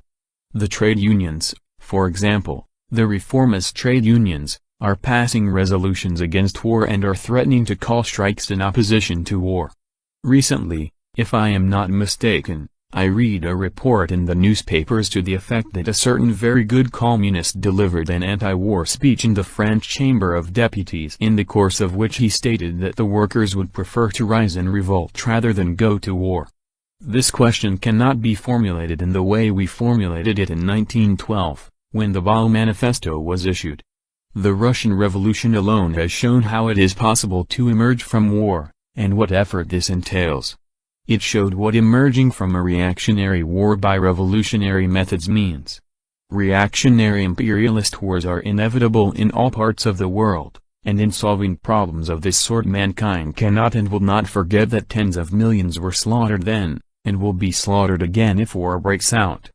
We are living in the 20th century, and the only nation that emerged from a reactionary war by revolutionary methods not for the benefit of a particular government, but by overthrowing it, was the Russian nation, and it was the Russian Revolution that extricated it. What has been won by the Russian Revolution is irrevocable. No power on earth can erase that, nor can any power on earth erase the fact that the Soviet state has been created. This is a historic victory. For hundreds of years states have been built according to the bourgeois model, and for the first time a non-bourgeois form of state has been discovered. Our machinery of government may be faulty, but it is said that the first steam engine that was invented was also faulty. No one even knows whether it worked or not, but that is not the important point. The important point is that it was invented. Even assuming that the first steam engine was of no use, the fact is that we now have steam engines. Even if our machinery of government is very faulty, the fact remains that it has been created, the greatest invention in history has been made. A proletarian type of state has been created. Therefore, let all Europe, let thousands of bourgeois newspapers broadcast news about the horrors and poverty that prevail in our country, about suffering being the sole lot of the working people in our country. The workers all over the world are still drawn towards the Soviet state. These are the great and irrevocable gains that we have achieved. But for us, members of the Communist Party, this meant only opening the door. We are now confronted with the task of laying the foundations of socialist economy. Has this been done? No, it has not. We still lack the socialist foundation. Those communists who imagine that we have it are greatly mistaken. The whole point is to distinguish firmly, clearly and dispassionately what constitutes the historic service rendered by the Russian Revolution from what we do very badly, from what has not yet been created, and what we shall have to redo many times yet. Political events are always very confused and complicated. They can be compared with a chain. To hold the whole chain you must grasp the main link. Not a link chosen at random. What was the central event in 1917? Withdrawal from the war. The entire nation demanded this, and it overshadowed everything. Revolutionary Russia accomplished this withdrawal from the war. It cost tremendous effort, but the major demand of the people was satisfied. And that brought us victory for many years. The people realized, the peasants saw, every soldier returning from the front understood perfectly well that the Soviet government was a more democratic government, one that stood closer to the working people. No matter how many outrageous and absurd things we may have done in other spheres, the fact that we realized what the main task was proved that everything was right. What was the key feature of 1919 and 1920? Military resistance. The all-powerful Entente was marching against us, was at our throats. No propaganda was required there. Every non-party peasant understood what was going on. The landowners were coming back. The communists knew how to fight them. That is why, taken in the mass, the peasants followed the lead of the communists. That is why we were victorious. In 1921, the key feature was an orderly retreat. This required stern discipline. The workers' opposition said, "You are underrating the workers. The workers should display greater initiative." But initiative had to be displayed then by retreating in good order and by maintaining strict discipline. Anyone who introduced an undertone of panic or insubordination would have doomed the revolution to defeat, for there is nothing more difficult than retreating with people who have been accustomed to victory, who are imbued with revolutionary views and ideals, and who, in their hearts, regard every retreat as a disgraceful matter. The greatest danger was the violation of good order, and the greatest task was to maintain good order. And what is the key feature now? The key feature now, and I would like to sum up my report with this, is not that we have changed our line of policy. An incredible lot of nonsense is being talked about this in connection with NEP. It is all hot air, pernicious twaddle. In connection with NEP some people are beginning to fuss around, proposing to reorganize our government departments and to form new ones. All this is pernicious twaddle. In the present situation the key feature is people, the proper choice of people. A revolutionary who is accustomed to struggle against petty reformists and uplift educators finds it hard to understand this. Soberly weighed up, the political conclusion to be drawn from the present situation is that we have advanced so far that we cannot hold all the positions, and we need not hold them all. Internationally our position has improved vastly these last few years. The Soviet type of state is our achievement, it is a step forward in human progress. And the information the Communist International receives from every country every day corroborates this. Nobody has the slightest doubt about that. From the point of view of practical work, however, the position is that unless the Communists render the masses of the peasants practical assistance they will lose their support. Passing laws, passing better decrees, etc., is not now the main object of our attention. There was a time when the passing of decrees was a form of propaganda. People used to laugh at us and say that the Bolsheviks do not realize that their decrees are not being carried out. The entire White Guard press was full of jeers on that score. But at that period this passing of decrees was quite justified. We Bolsheviks had just taken power, and we said to the peasant, to the worker, "Here is a decree, this is how we would like to have the state administered. Try it." From the very outset we gave the ordinary workers and peasants an idea of our policy in the form of decrees. The result was the enormous confidence we enjoyed and now enjoy among the masses of the people. This was an essential period at the beginning of the revolution. Without it we should not have risen on the crest of the revolutionary wave, we should have wallowed in its trough. Without it we should not have won the confidence of all the workers and peasants who wanted to build their lives on new lines. But this period has passed, and we refuse to understand this. Now the peasants and workers will laugh at us if we order this or that government department to be formed or reorganized. The ordinary workers and peasants will display no interest in this now, and they will be right, because this is not the central task today. This is not the sort of thing with which we communists should now go to the people. Although we who are engaged in government departments are always overwhelmed with so many petty affairs, this is not the link that we must grasp, this is not the key feature. The key feature is that we have not got the right men in the right places, that responsible communists who acquitted themselves magnificently during the revolution have been given commercial and industrial functions about which they know nothing, and they prevent us from seeing the truth, for rogues and rascals hide magnificently behind their backs. The trouble is that we have no such thing as practical control of how things have been done. This is a prosaic job, a small job, these are petty affairs.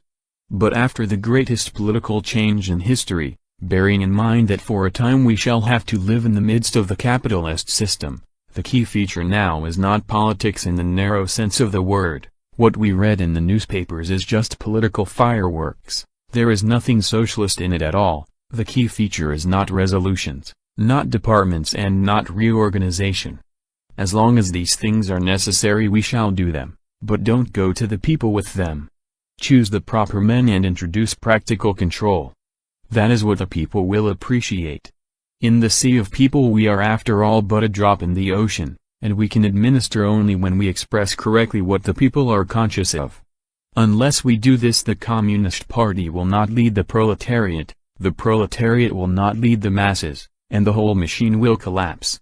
The chief thing the people, all the working people, want today is nothing but help in their desperate hunger and need. They want to be shown that the improvement needed by the peasants is really taking place in the form they are accustomed to. The peasant knows and is accustomed to the market and trade. We were unable to introduce direct communist distribution. We lacked the factories and their equipment for this. That being the case, we must provide the peasants with what they need through the medium of trade, and provide it as well as the capitalists did, otherwise the people will not tolerate such an administration. This is the key to the situation, and unless something unexpected arises, this, given three conditions, should be the central feature of our activities in 1922. The first condition is that there shall be no intervention. We are doing all we can in the diplomatic field to avoid it. Nevertheless, it may occur any day. We must really be on the alert, and we must agree to make certain big sacrifices for the sake of the Red Army, within definite limits, of course. We are confronted by the entire bourgeois world, which is only seeking a way in which to strangle us. Our Mensheviks and socialist revolutionaries are nothing more nor less than the agents of this bourgeoisie. Such is their political status. The second condition is that the financial crisis shall not be too severe. The crisis is approaching. You will hear about that when we discuss financial policy. If it is too severe and rigorous, we shall have to revise many things again and concentrate all efforts on one thing. If it is not too severe, it may even be useful. It will give the communists and all the state trusts a good shaking, only we must not forget to do it. The financial crisis will shake up government departments and industrial enterprises, and those that are not equal to their task will be the first to burst, only we must take care that all the blame for this is not thrown on the specialists, while the responsible communists are praised for being very good fellows who have fought at the fronts and have always worked well. Thus, if the financial crisis is not too severe, we can derive some benefit from it and comb the ranks of the responsible communists engaged in the business departments, not in the way the Central Control Commission and the Central Verification Commission comb them, but very thoroughly. Footnote: the Central Verification Commission was set up on June 25, 1921 by the CC, R.C.P. to direct the work of local verification commissions during the period of the party purge. It consisted of 5 men. End of footnote. The third condition is that we shall make no political mistakes in this period. Of course, if we do make political mistakes, all our work of economic construction will be disrupted and we shall land ourselves in controversies about how to rectify them and what direction to pursue. But if we make no sad mistakes, the key feature in the near future will be not decrees and politics in the narrow sense of the word, not departments and their organization. The responsible communists and the Soviet institutions will deal with these things whenever necessary. The main thing in all our activities will be choosing the right people and making sure that decisions are carried out. If, in this respect, we learn something practical, if we do something practically useful, we shall again overcome all difficulties. In conclusion, I must mention the practical side of the question of our Soviet institutions, the higher government bodies and the party's relation to them. The relations between the party and the Soviet government bodies are not what they ought to be. On this point we are quite unanimous. I have given one example of how minor matters are dragged before the political bureau. It is extremely difficult to get out of this by formal means, for there is only one governing party in our country, and a member of the party cannot be prohibited from lodging complaints. That is why everything that comes up on the Council of People's Commissars is dragged before the political bureau. I, too, am greatly to blame for this, for to a large extent contact between the Council of People's Commissars and the political bureau was maintained through me. When I was obliged to retire from work, it was found that the two wheels were not working in unison and Kamenev had to bear a treble load to maintain this contact. Inasmuch as it is barely probable that I shall return to work in the near future, All hope devolves on the fact that there are two other deputies, Comrade R.C.P, who has been cleansed by the Germans, and Comrade Rykov, whom they have splendidly cleansed. It seems that even Wilhelm, the German emperor, has stood us in good stead. I never expected it. He had a surgeon, who happened to be the doctor treating Comrade Rykov, and he removed his worst part, keeping it in Germany, and left the best part intact, sending that part of Comrade Rykov thoroughly cleansed to us. If that method continues to be used, it will be a really good thing. Joking aside, a word or two about the main instructions. On this point there is complete unanimity on the Central Committee, and I hope that the Congress will pay the closest attention to it and endorse the instructions that the Political Bureau and the Central Committee be relieved of minor matters, and that more should be shifted to the responsible officials. The People's Commissars must be responsible for their work and should not bring these matters up first on the Council of People's Commissars and then on the Political Bureau. Formally, we cannot abolish the right to lodge complaints with the Central Committee, for our party is the only governing party in the country. But we must put a stop to the habit of bringing every petty matter before the Central Committee. We must raise the prestige of the Council of People's Commissars. The commissars and not the deputy commissars must mainly attend the meetings of the council. The functions of the council must be changed in the direction in which I have not succeeded in changing them during the past year, that is, it must pay much more attention to executive control. We shall have two more deputies, Rykov and R.C.P. When Rykov was in the extraordinary authorized Council of Workers and Peasants' Defense for the supply of the Red Army and Navy, he tightened things up and the work went well. R.C.P. organized one of the most efficient people's commissariats. If together they make the maximum effort to improve the people's commissariats in the sense of efficiency and responsibility, we shall make some, even if a little, progress here. We have 18 people's commissariats, of which not less than 15 are of no use at all. Efficient people's commissars cannot be found everywhere, and I certainly hope that people give this more of their attention. Comrade Rykov must be a member of the Central Committee Bureau and of the Presidium of the All-Russia Central Executive Committee, because there must be a tie-up between these two bodies, for without this tie-up the main wheels sometimes spin in the air. In this connection, we must see to it that the number of commissions of the Council of People's Commissars and of the Council of Labor and Defense is reduced. These bodies must know and settle their own affairs and not split up into an infinite number of commissions. A few days ago the commissions were overhauled. It was found that there were 120 of them. How many were necessary? 16. And this is not the first cut. Instead of accepting responsibility for their work, preparing a decision for the Council of People's Commissars and knowing that they bear responsibility for this decision, there is a tendency to take shelter behind commissions. The devil himself would lose his way in this maze of commissions. Nobody knows what is going on, who is responsible, everything is mixed up, and finally a decision is passed for which everybody is held responsible. In this connection, reference must be made to the need for extending and developing the autonomy and activities of the regional economic conferences. The administrative division of Russia has now been drawn up on scientific lines. The economic and climatic conditions, the way of life, the conditions of obtaining fuel, of local industry, etc., have all been taken into account. On the basis of this division, district and regional economic conferences have been instituted. Changes may be made here and there, of course, but the prestige of these economic conferences must be enhanced. Then we must see to it that the All-Russia Central Executive Committee works more energetically, meets in session more regularly, and for longer periods. The sessions of the All-Russia Central Executive Committee should discuss bills which sometimes are hastily brought before the Council of People's Commissars when there is no need to do so. It would be better to postpone such bills and give the local workers an opportunity to study them carefully. Stricter demands should be made upon those who draft the bills. This is not done.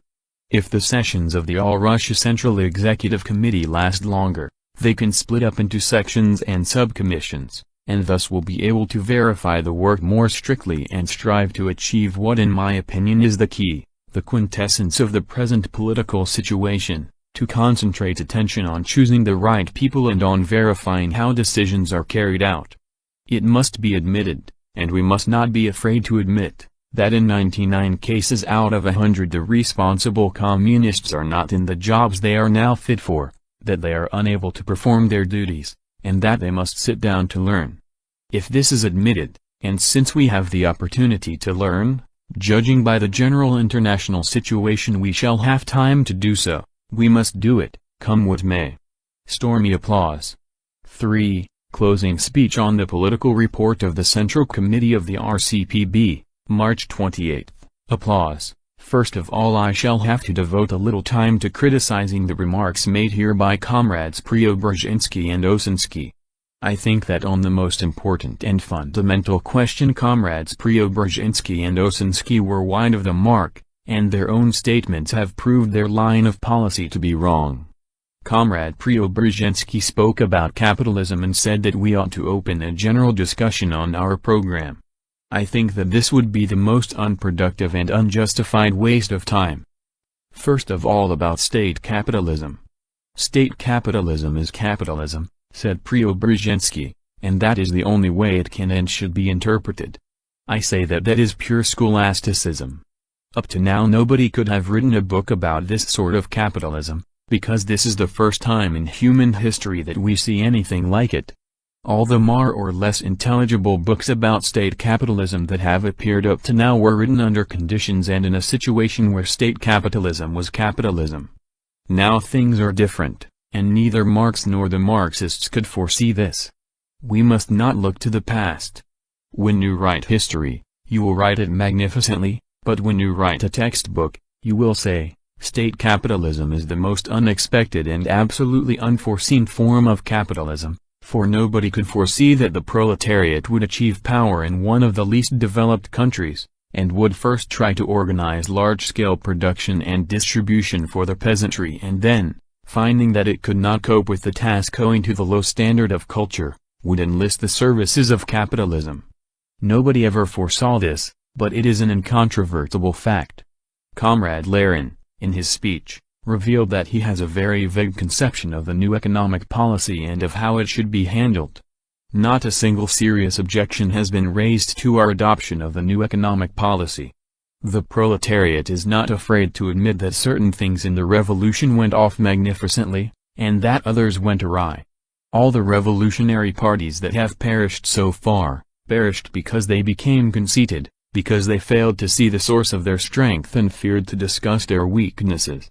We, however, shall not perish, because we are not afraid to discuss our weaknesses and will learn to overcome them. Applause. The capitalism that we have permitted is essential. If it is ugly and bad, we shall be able to rectify it, because power is in our hands and we have nothing to fear. Everybody admits this, and so it is ridiculous to confuse this with panic-mongering. If we were afraid to admit this, our doom would be sealed. But the fact that we will learn and want to learn this is proved by the experience of the past 3, 4, 5 years, during which we learnt more complicated matters in a shorter period. True, then we were driven by necessity. During the war we were driven very hard. I think there was neither a front nor a campaign in which we were not hard pressed.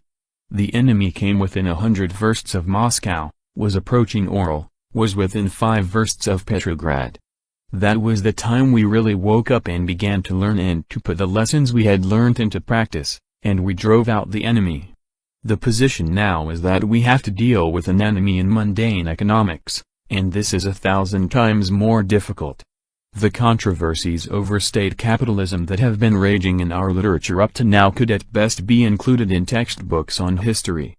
I do not in the least deny that textbooks are useful. And recently I wrote that it would be far better if our authors devoted less attention to newspapers and political twaddle and wrote textbooks, as many of them, including Comrade Lenin, could do splendidly.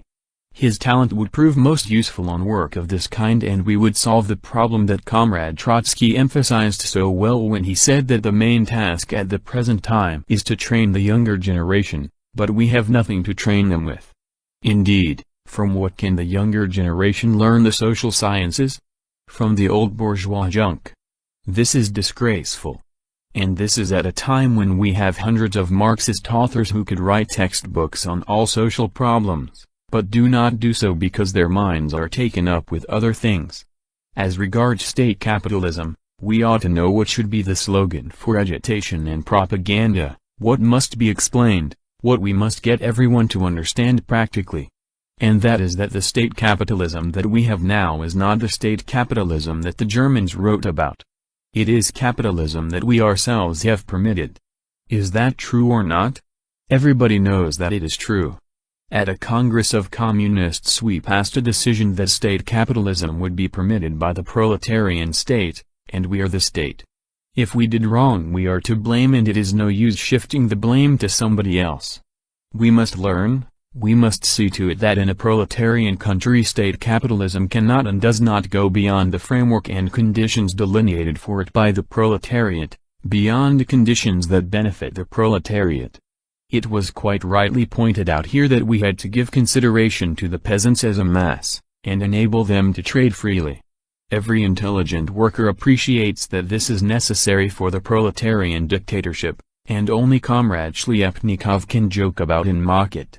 This is appreciated by everybody and has been chewed over 1,000 times, but you simply refuse to understand it. If under present conditions the peasant must have freedom to trade within certain limits, we must give it to him, but this does not mean that we are permitting trade in raw brandy. We shall punish people for that sort of trade. It does not mean that we are permitting the sale of political literature called Menshevik and Socialist Revolutionary and financed by the capitalists of the whole world. That is what I meant when I mentioned machine guns, and Comrade Shliapnikov should have understood it. What he says is nonsensical. You will not frighten anybody and you will not win any sympathy. Applause. Laughter. Poor Shliapnikov. Lenin had planned to use machine guns against him. What I had in mind was party disciplinary measures, and not machine guns as such. When we talk about machine guns we have in mind the people in this country whom we call Mensheviks and Socialist Revolutionaries and who argue as follows: you say you are retreating towards capitalism, and we say the same thing, we agree with you. We are constantly hearing this sort of thing, and abroad a gigantic propaganda campaign is being conducted to prove that while we Bolsheviks are keeping the Mensheviks and Socialist Revolutionaries in prison, we ourselves are permitting capitalism. True. We are permitting capitalism, but within the limits that the peasants need. This is essential. Without it the peasants could not exist and continue with their husbandry. But we maintain that the Russian peasants can do very well without socialist revolutionary and Menshevik propaganda. To those who assert the contrary we say, we would rather perish to the last man than yield to you. And our courts must understand all this. Now that we are passing from the Cheka to state political courts we must say at this Congress that there is no such thing as above-class courts. Our courts must be elected, proletarian courts, and they must know what it is that we are permitting. They must clearly understand what state capitalism is. This is the political slogan of the day and not a controversy about what the German professors meant by state capitalism and what we mean by it. We have gone through a great deal since then, and it is altogether unseemly for us to look back. The degree to which Comrade Preobrazhensky goes off the political track is shown by what he said about an economic bureau and about the program. Footnote 9. At the Congress Preobrazhensky suggested that another organ of the Central Committee, an economic bureau, should be set up in addition to the political bureau and the organizing bureau. He accused the Central Committee of violating that part of the party program dealing with bourgeois specialists, which stated that while creating a comradely atmosphere for the work of these people and showing concern for their material welfare no political concessions should be made to them and their counter-revolutionary impulses should be curbed. He alleged that the CC had made a political concession to the professors who had taken part in the strikes at institutions of higher learning in Moscow, Kazan, Petrograd and other cities in 1921–22. One of their basic demands was that the new rules of institutions of higher learning, drawn up by the Central Administration of Vocational and Political Schools and Institutions of Higher Learning and endorsed in the autumn of 1921 by the Council of People's Commissars, should be revised.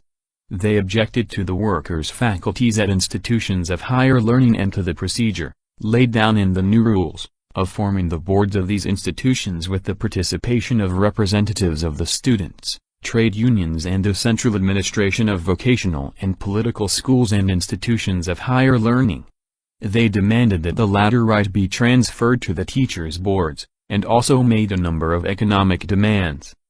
The central administration of vocational and political schools and institutions of higher learning, which was at that time headed by Preobrazhensky, made the mistake of insisting on stern measures, including detention, against the striking instructors. The same stand was taken by the communist cells and workers' faculties of some institutions of higher learning. The political bureau of the CC, R.C.P. took this question up several times. In view of the need for a flexible approach to specialists, it rectified the mistake of the central administration of vocational and political schools and institutions of higher learning, instructing A.V. Lunacharsky, M.N. Pokrovsky and other leading officials of the People's Commissariat of Public Education to examine the teachers' demands and, without making any fundamental, political concessions, to reach agreement with them. In February 1922 the Political Bureau set up a commission consisting of representatives of the People's Commissariat of Public Education, the Central Committee of the Trade Union of Public Education Workers and Teachers to examine the economic position of institutions of higher learning and recognize the need or new rules of institutions of higher learning. After repeated conferences between the teachers and the commission, and a number of other measures that were taken by the People's Commissariat of Public Education on instructions from the party CC, the strikes were stopped. End of footnote. What a magnificent thing our program is, but how frightfully we garble it. How is that possible? Because some people read it word for word and line by line, and beyond that they will not look. They pick out a passage and say, there was a controversy over this. Some say that the line of the workers' faculties and of the communist local cells was correct, but the line of those who said, go easy, treat those specialists more carefully, was wrong. True, the communist cells are splendid and so are the workers' faculties, but they are not infallible, they are not saints. Yes, the communist cells are the representatives of our party, and the workers' faculties are the representatives of our class. But the fact that they make mistakes and that we must correct them is an elementary truism. How they are to be corrected I do not know, because I did not attend the meetings of the Central Committee at which this question was discussed. But I do know that the workers' faculties and the communist cells overdo things in the line they have taken against the professors. After our Central Committee has examined this question in all its aspects and has decided that things have been overdone and that a more cautious line must be adopted towards these professors, who are the representatives of an alien class, Comrade Preobrazhensky comes along, takes out the program and says, no political concessions to this stratum, that would be an infringement of the program. If we start guiding the party in this way we shall inevitably go under. And this is not because Comrade Preobrazhensky has wrong ideas about politics in general, but because he approaches everything from the angle of what is his strongest point. He is a theoretician whose mind is restricted by what is customary and usual. He is a propagandist whose mind is taken up with measures directed to the purpose of propaganda. Everybody is aware of and appreciates this strong point of his. But when he approaches things from the political and administrative angle the result is simply monstrous. Set up an economic bureau?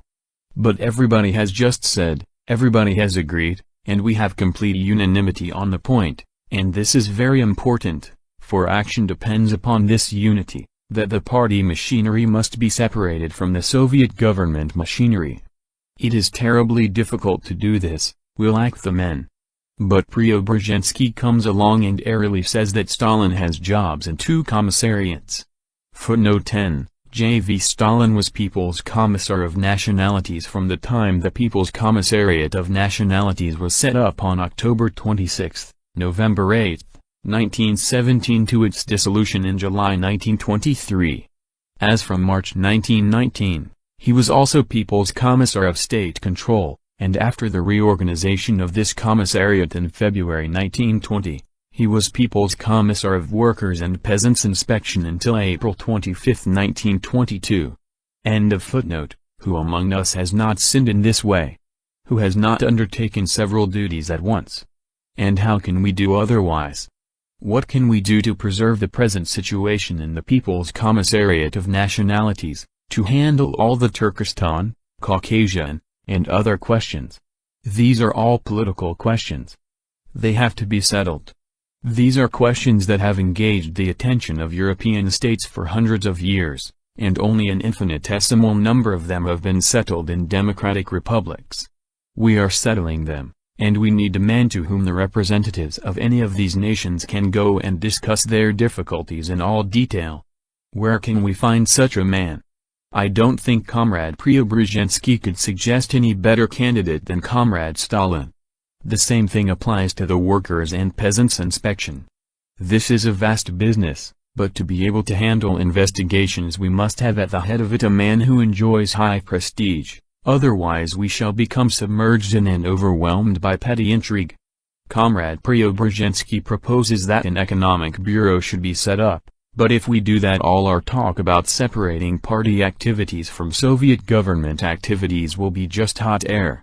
Comrade Preobrazhensky proposes what appears to be a splendid scheme, on the one hand the political bureau, then the economic bureau, and then the organizing bureau. But all of this is very fine only on paper. In actual practice it is ridiculous.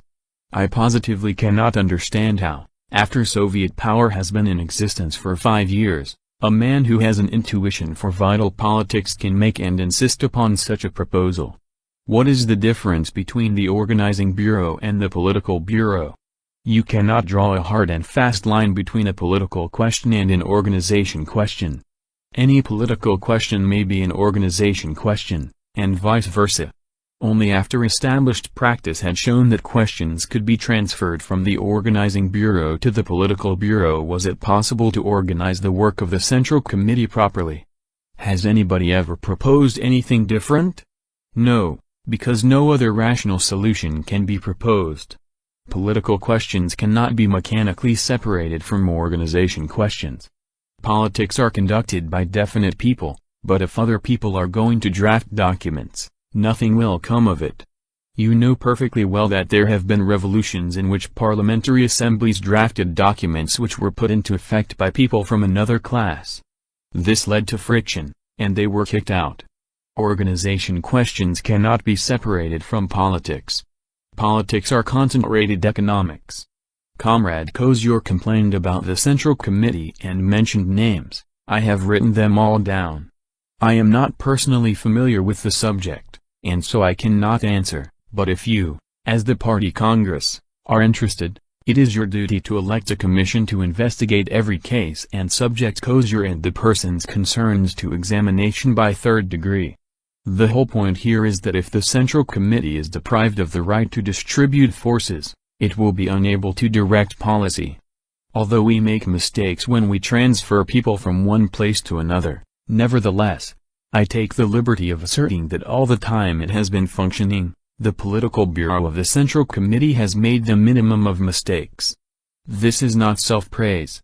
The activities of the political bureau are tested not by commissions, not by people appointed by our party, but by the White Guards, by our enemies, and the proof is the results of its policy, in which no serious mistakes have been committed. Comrade Osinski's strong point is that if he undertakes anything he pursues it with energy and vigor. We must do all we can to cultivate this strong point of his and to curb his weak points. Even if Osinski raises a howl, he is such a vigorous fellow, this must be done, otherwise, as a worker, he will be done for. We on the Central Committee have taken measures which, I think, will combine his weak points with his strong ones. If I wanted to polemize with Comrade Osinski, which I do not want to do, I would say that the weightiest evidence that could be brought against him is the speech he delivered here today. I would have it printed and posted up on a board. There was once a man, a deputy people's commissar and a leading figure in one of the most important people's commissariats, and foremost among those who can draw up a platform on any question. This man proposes that we should adopt the cabinet system. Footnote: N. Osinski, V. Obolensky, speaking at the Congress, proposed that a cabinet of commissars be set up. His suggestion was that it should be formed not by the All-Russia Central Executive Committee but unilaterally by its chairman, who would be responsible to R.C.P. While Osinski spoke, Lenin made the following entry in his notebook: set up a cabinet. One member should form the cabinet. Lenin Miscellany 13, 1930, page 22. End of footnote. I assert that this man is absolutely done for. I will not go into this in detail, or polemize. What interests me most is that Comrade Osinski's vast energy should be directed into proper channels. If Comrade Osinski does not, in a comradely way, heed the advice that has been often given to him by the Central Committee, and for which I have been largely responsible, and if he does not moderate his zeal in this matter, he will inevitably find himself in the mire, as he found himself today. This is very unpleasant for a man who is fond of displaying his character, and it is quite legitimate for a man gifted with a strong character to want to display it. Would to God that everybody had such a character to display! But the Central Committee must see to it that this character is displayed for a useful purpose. The Central Committee must see to it that this talk about a cabinet is cut short, even if the man who undergoes this circumcision, so to speak, complains about it. This will be beneficial.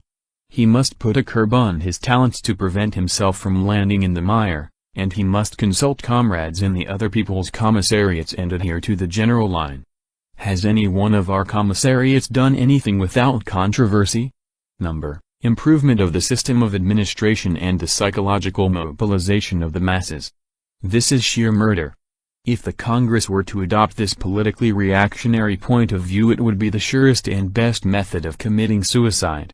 Improvement of the system of administration? Pray God that we succeed, at least, in getting out of the muddle that we are in today. We have no system? For 5 years we have been spending our best efforts in the endeavor to create this system. This system is a tremendous step forward. The machinery of state is faulty. Do we know what the trouble is? We do not. But Comrade Osinski talks as if he does. Why, he can sit down and in 10 minutes devise a whole system of administration. It will be harmful and a political mistake if his zeal is not curbed. In other channels, however, the zeal he is displaying now will be very useful. Well, that's one illustration. And then Comrades Preobrazhensky and Osinski bore out in their comments what I said about the most important thing, and Comrade Lenin proved it still more thoroughly. Look what he did. He hurled accusations at me and laughed and jested very merrily. He does this magnificently. This is his strong point. If Comrade Lenin could display this strong point of his in some field other than that of state activities, he would be 1,000 times more useful for our republic, for he is a very capable man and has a vivid imagination. This quality is extremely valuable. It is wrong to think that only poets need imagination. That is a silly prejudice. It is needed even in mathematics. It would have been impossible to discover the differential and integral calculus without imagination. Imagination is a very valuable asset, but Comrade Lenin has a little too much of it. I would say, for example, that if Comrade Lenin's stock of imagination were divided equally among all the members of the R.C.P., there would be very good results.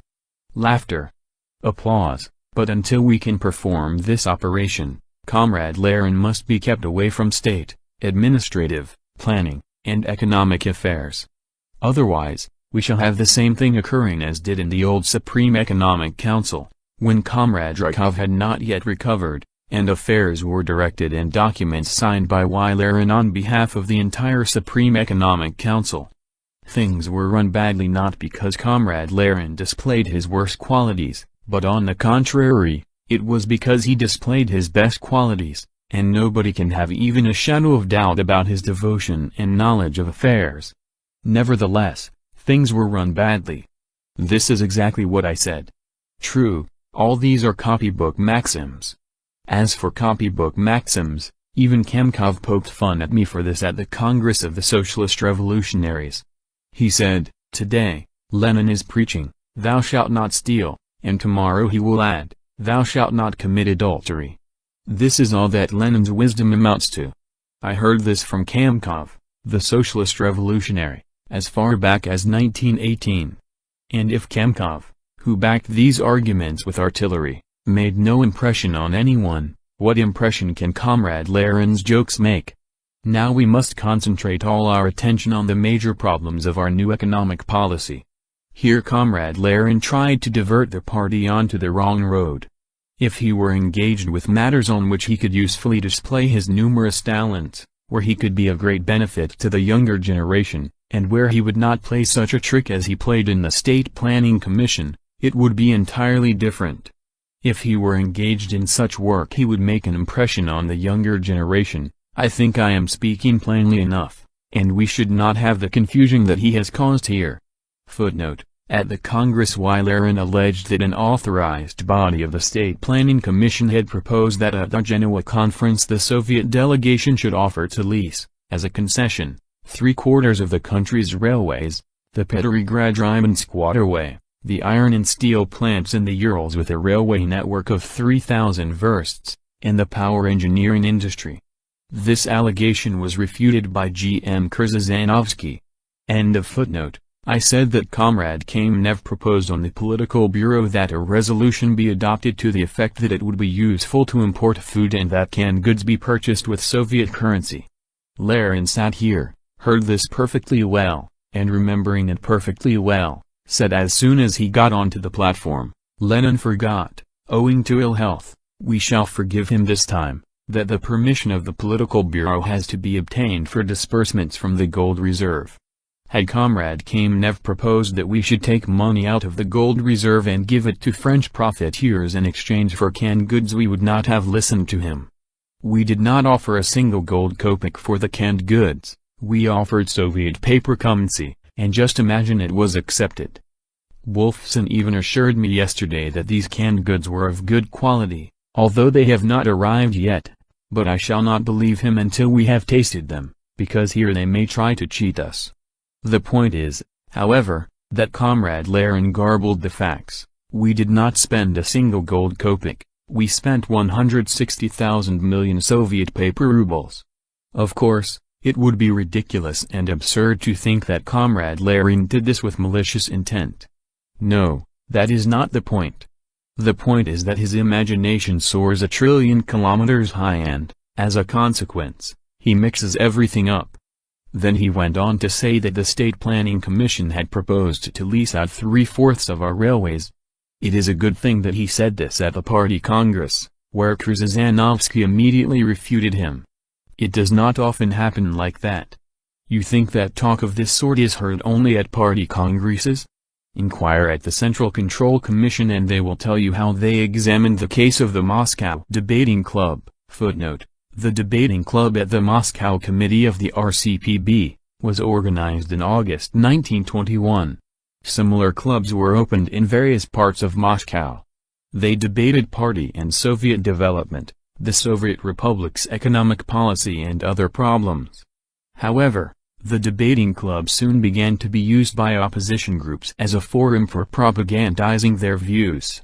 On February 20, 1922, the Central Committee of the R.C.P. examined the question of the debating club on the basis of a report from the Central Control Commission and instructed the Moscow Committee to reconsider the composition of the club's board and to organize its work in conformity with the party's tasks. End of footnote. And what brought up the case of the Moscow Debating Club, where Comrades Lenin and Ryazanov from his seat, I said nothing about the gold reserve there, worse things were said. I was not in Moscow and took no part in the investigation of this case, I merely had a brief report. Ryazanov, don't believe every rumor. I learned this from a conversation I had with Comrade Saltz. It is not a rumor, but a conversation I had with a man whom our supreme body, the Party Congress, had appointed to the Central Control Commission. It was he who told me, and what he told me cannot rouse the slightest doubt. One must be very thoughtless to call this a rumor. The Central Control Commission investigated the affair of the debating club and was obliged to state unanimously that it was not being run properly. What is wrong is quite clear to me.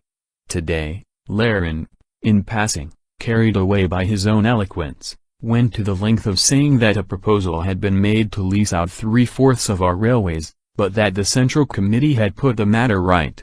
Krzyzanowski said that nothing of the kind had happened. The Central Committee had put nothing right. Lenin had simply muddled up his facts. This is constantly happening.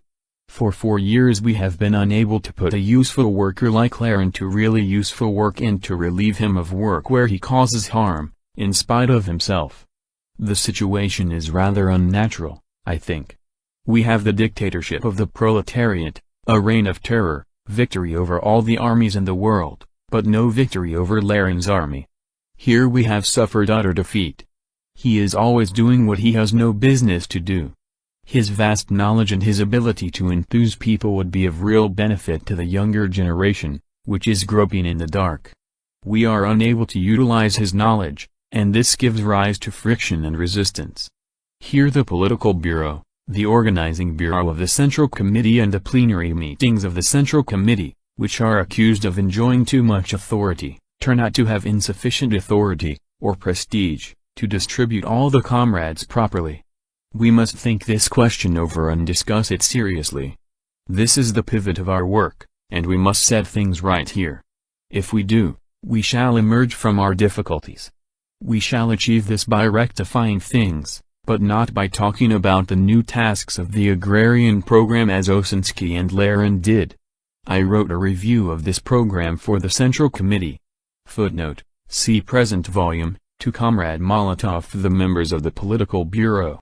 End of footnote. I shall not discuss it now. Every member of the party interested in the subject has a right to go to the Secretariat and read it there. Please do so. If we divert the efforts of Lenin and Osinski into the proper channels and curb their misguided zeal, enormous benefit will accrue. In conclusion, I shall say a few words about Shliapnikov. I intended to speak about him at greater length, but 99% of this subject has been covered by Trotsky and Zinoviev, who on instructions of the Central Committee replied to the statement of the 22, at the meeting of the Communist International.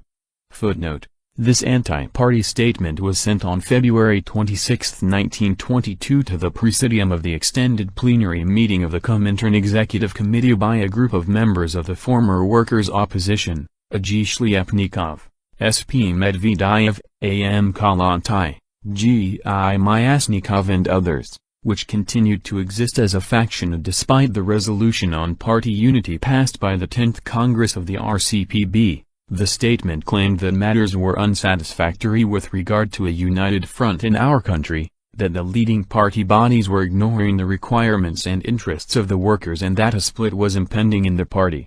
The Comintern Executive Committee appointed a commission consisting of Claire Zetkin, Marcel Kashin, Jacob Fries, Vasil Kolarov, Karl Krejmich, Umberto Terracini and Arthur McManus to look into the statement of the 22. On March 4, on the basis of the report of this commission, a plenary meeting of the Comintern Executive Committee, with 4 abstentions, passed a resolution rejecting the accusations in the statement and censured the stand of the 22 as running counter to the decisions of the 10th Congress of the R.C.P.B. The 11th Congress of the R.C.P.B. appointed a commission of 19 persons to examine the statement of the 22. On April 2, on the basis of the report of this commission, a closed session of the Congress adopted a special resolution on certain members of the former workers' opposition, in which it stigmatized the anti-party behavior of members of the workers' opposition group, and warned the leaders of the group that they would be expelled from the party if they renewed their factional activity. End of footnote. Firstly, Comrade Shliapnikov pretended not to understand why I referred to machine guns and panic mongers, and he jokingly said that he had been tried lots of times. Of course, comrades, it is not a bad thing to make a joke. One cannot speak at a big meeting without cracking a joke or two, because one's audience gets weary. One must be human. But there are certain things that one must not joke about. There is such a thing as party unity. At a time when we are completely surrounded by enemies, when the international bourgeoisie is sufficiently astute to shift Milyakov to the left, to supply the socialist revolutionaries with money for the publication of all sorts of newspapers and to incite van der Velde and Otto Bauer to launch a campaign against the trial of the socialist revolutionaries and to howl that the Bolsheviks are brutes, when all these people, who have studied politics for ages and have thousands of millions of gold rubles, francs, etc., at their disposal, are arrayed against us, for Comrade Shliapnikov to crack jokes and to say, "I have been tried by the Central Committee," and so forth, is a deplorable thing, comrades. The Party Congress must draw definite conclusions. We do not arrange trials at the Central Committee for nothing. Comrade Shliapnikov was tried by the Central Committee, and we were short of 3 votes to expel him from the party. Footnote: on a motion proposed by Lenin, the joint sitting of the plenary meeting of the Central Committee and the Central Control Commission on August 9, 1921, examined the question of expelling A. Shliapnikov from the Central Committee and from the party for anti-party activity. End of footnote. The members of the party gathered at this Congress should interest themselves in the matter and read the minutes of that meeting of the Central Committee. This is no laughing matter. You have a legitimate right to appeal to the Communist International. But a long time before that appeal was lodged, a large majority of the Central Committee was in favor of expelling Comrade Shliapnikov, only the necessary 2/3 vote was lacking. You cannot trifle with a thing like that. It will do you no harm to know that at the meeting of the Communist group at the Metal Workers' Congress, Comrade Shliapnikov openly advocated a split. Comrade Trotsky has already dealt with the significance of Comrade Kollonty's pamphlet. If we trifle with things like this, it will be utterly hopeless to expect that we shall hold on in the difficult situation in which we now find ourselves. I have indicated the 3 conditions under which it will be possible for us to hold on. First, that there shall be no intervention; second, that the financial crisis shall not be too severe; and third, that we shall make no political mistakes. One of the speakers stated that I said political complications. No, I said political mistakes. If we make no political mistakes, I say, 99% of the party membership will be with us, and so also will the non-party workers and peasants, who will understand that this is the time to learn. I remember that in the article he wrote on the anniversary of the Red Army, Comrade Trotsky said, "A year of tuition." This slogan applies equally to the party and to the working class. During this period we have rallied around us a vast number of heroic people who have undoubtedly made the turn in world history permanent. But this does not justify our failure to understand that we now have ahead of us a year of tuition. We are standing much more firmly on our feet today than we stood a year ago. Of course, even today the bourgeoisie may attempt another armed intervention, but they will find it much more difficult than before. It is much more difficult today than it was yesterday. To ensure ourselves the opportunity to learn, we must make no political mistakes. We must waste no time playing with the unity of the party, as Comrade Shliapnikov is doing. We cannot afford games of that kind. We know that the conflict within the party is costing us a great deal. Comrades, we must not forget this lesson. Concerning the past year, the Central Committee has every right to say that at the opening of this Congress there was less factional strife in the party, it was more united than last year. I do not want to boast that all factionalism in the party has vanished. But it is an incontrovertible fact that there is less factionalism in the party today. This has been proved. You know that the present workers' opposition is only a wreck of the former workers' opposition. Compare the signatures appended to the statement of the 22 with those appended to the platform that was issued before the 10th Congress. You will find that many of those signatures are missing. We must tell those people who legitimately use their right to appeal to the Communist International that they had no right to appeal on behalf of Myasnikov. The Myasnikov case came up last summer. Footnote: in Motovilivka district, Perm Gubernia, G.I. Myasnikov organized an anti-party group which opposed the party's policy. On July 29, 1921, the organizing bureau of the CC, R.C.P. examined Myasnikov's statements in the Perm organization, found that they were directed against the party and set up a commission to investigate Myasnikov's activities. On August 22, acting on the basis of the report of this commission, the organizing bureau found Myasnikov's theses incompatible with party interests, prohibited him from speaking of his theses at official party meetings, recalled him from the Perm organization and placed him at the disposal of the Central Committee. Myasnikov disobeyed the Central Committee, returned to Motovilivka and continued his anti-party activities. At the same time, he tried to organize an anti-party group in Petrograd. After investigating his activities, the R.C.P. Commission proposed that he should be expelled from the party for repeated violations of party discipline and for organizing a special anti-party group in defiance of the 10th Party Congress decision on party unity.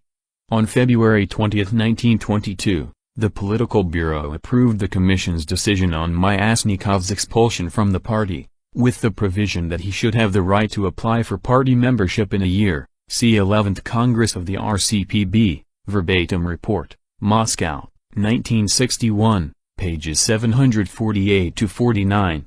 End of footnote. I was not in Moscow at the time, but I wrote Myasnikov a long letter, see present edition, volume 32, pages 504-09, which he inserted in his pamphlet.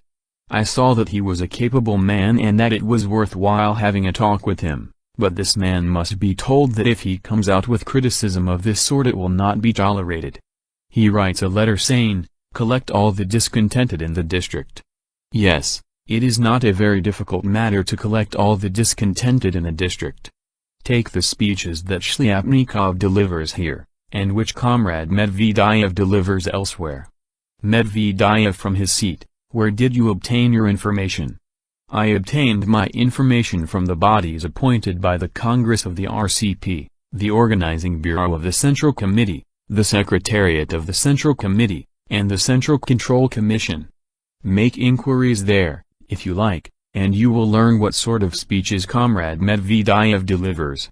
If we do not put a stop to this sort of thing we shall be unable to maintain unity which, perhaps, is our greatest asset. We must ruthlessly expose our mistakes and discuss them. If we clearly understand this, and we are beginning to understand it at this Congress, there is not the slightest doubt that we shall be able to overcome them. Stormy applause. 4. Speech in closing the Congress April 2. Comrades, we have reached the end of our Congress.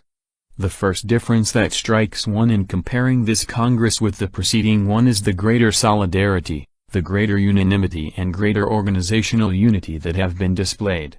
Only a small part of one of the sections of the opposition that existed at the last Congress has placed itself outside the party. On the trade union question and on the new economic policy no disagreements, or hardly any disagreements, have been revealed in our party. The radically and fundamentally new achievement of this Congress is that it has provided vivid proof that our enemies are wrong in constantly reiterating that our party is becoming senile and is losing its flexibility of mind and body. No. We have not lost this flexibility. When the objective state of affairs in Russia, and all over the world, called for an advance, for a supremely bold, swift and determined onslaught on the enemy, we made that onslaught. If necessary, we shall do it again and again. By that we raised our revolution to a height hitherto unparalleled in the world. No power on earth, no matter how much evil, hardship and suffering it may yet cause millions and hundreds of millions of people, can annul the major gains of our revolution, for these are no longer our but historic gains. But when in the spring of 1921 it turned out that the vanguard of the revolution was in danger of becoming isolated from the masses of the people, from the masses of the peasants, whom it must skillfully lead forward, we unanimously and firmly decided to retreat. And on the whole, during the past year we retreated in good revolutionary order. The proletarian revolutions maturing in all advanced countries of the world will be unable to solve their problems unless they combine the ability to fight heroically and to attack with the ability to retreat in good revolutionary order. The experience of the second period of our struggle, that is, the experience of retreat, will in the future probably be just as useful to the workers of at least some countries, as the experience of the first period of our revolution, that is, the experience of bold attack, will undoubtedly prove useful to the workers of all countries. Now we have decided to halt the retreat. This means that the entire object of our policy must be formulated in a new way. The central feature of the situation now is that the vanguard must not shirk the work of educating itself, of remolding itself, must not be afraid of frankly admitting that it is not sufficiently trained and lacks the necessary skill. The main thing now is to advance as an immeasurably wider and larger mass, and only together with the peasantry, proving to them by deeds, in practice, by experience, that we are learning, and that we shall learn to assist them, to lead them forward. In the present international situation, in the present state of the productive forces of Russia, this problem can be solved only very slowly, cautiously, in a business-like way, and by testing 1,000 times in a practical way every step that is taken. If voices are raised in our party against this extremely slow and extremely cautious progress, these voices will be isolated ones. The party as a whole has understood, and will now prove by deeds that it has understood, that at the present time its work must be organized exactly along these lines, and since we have understood it, we shall achieve our goal. I declare the 11th Congress of the Russian Communist Party closed.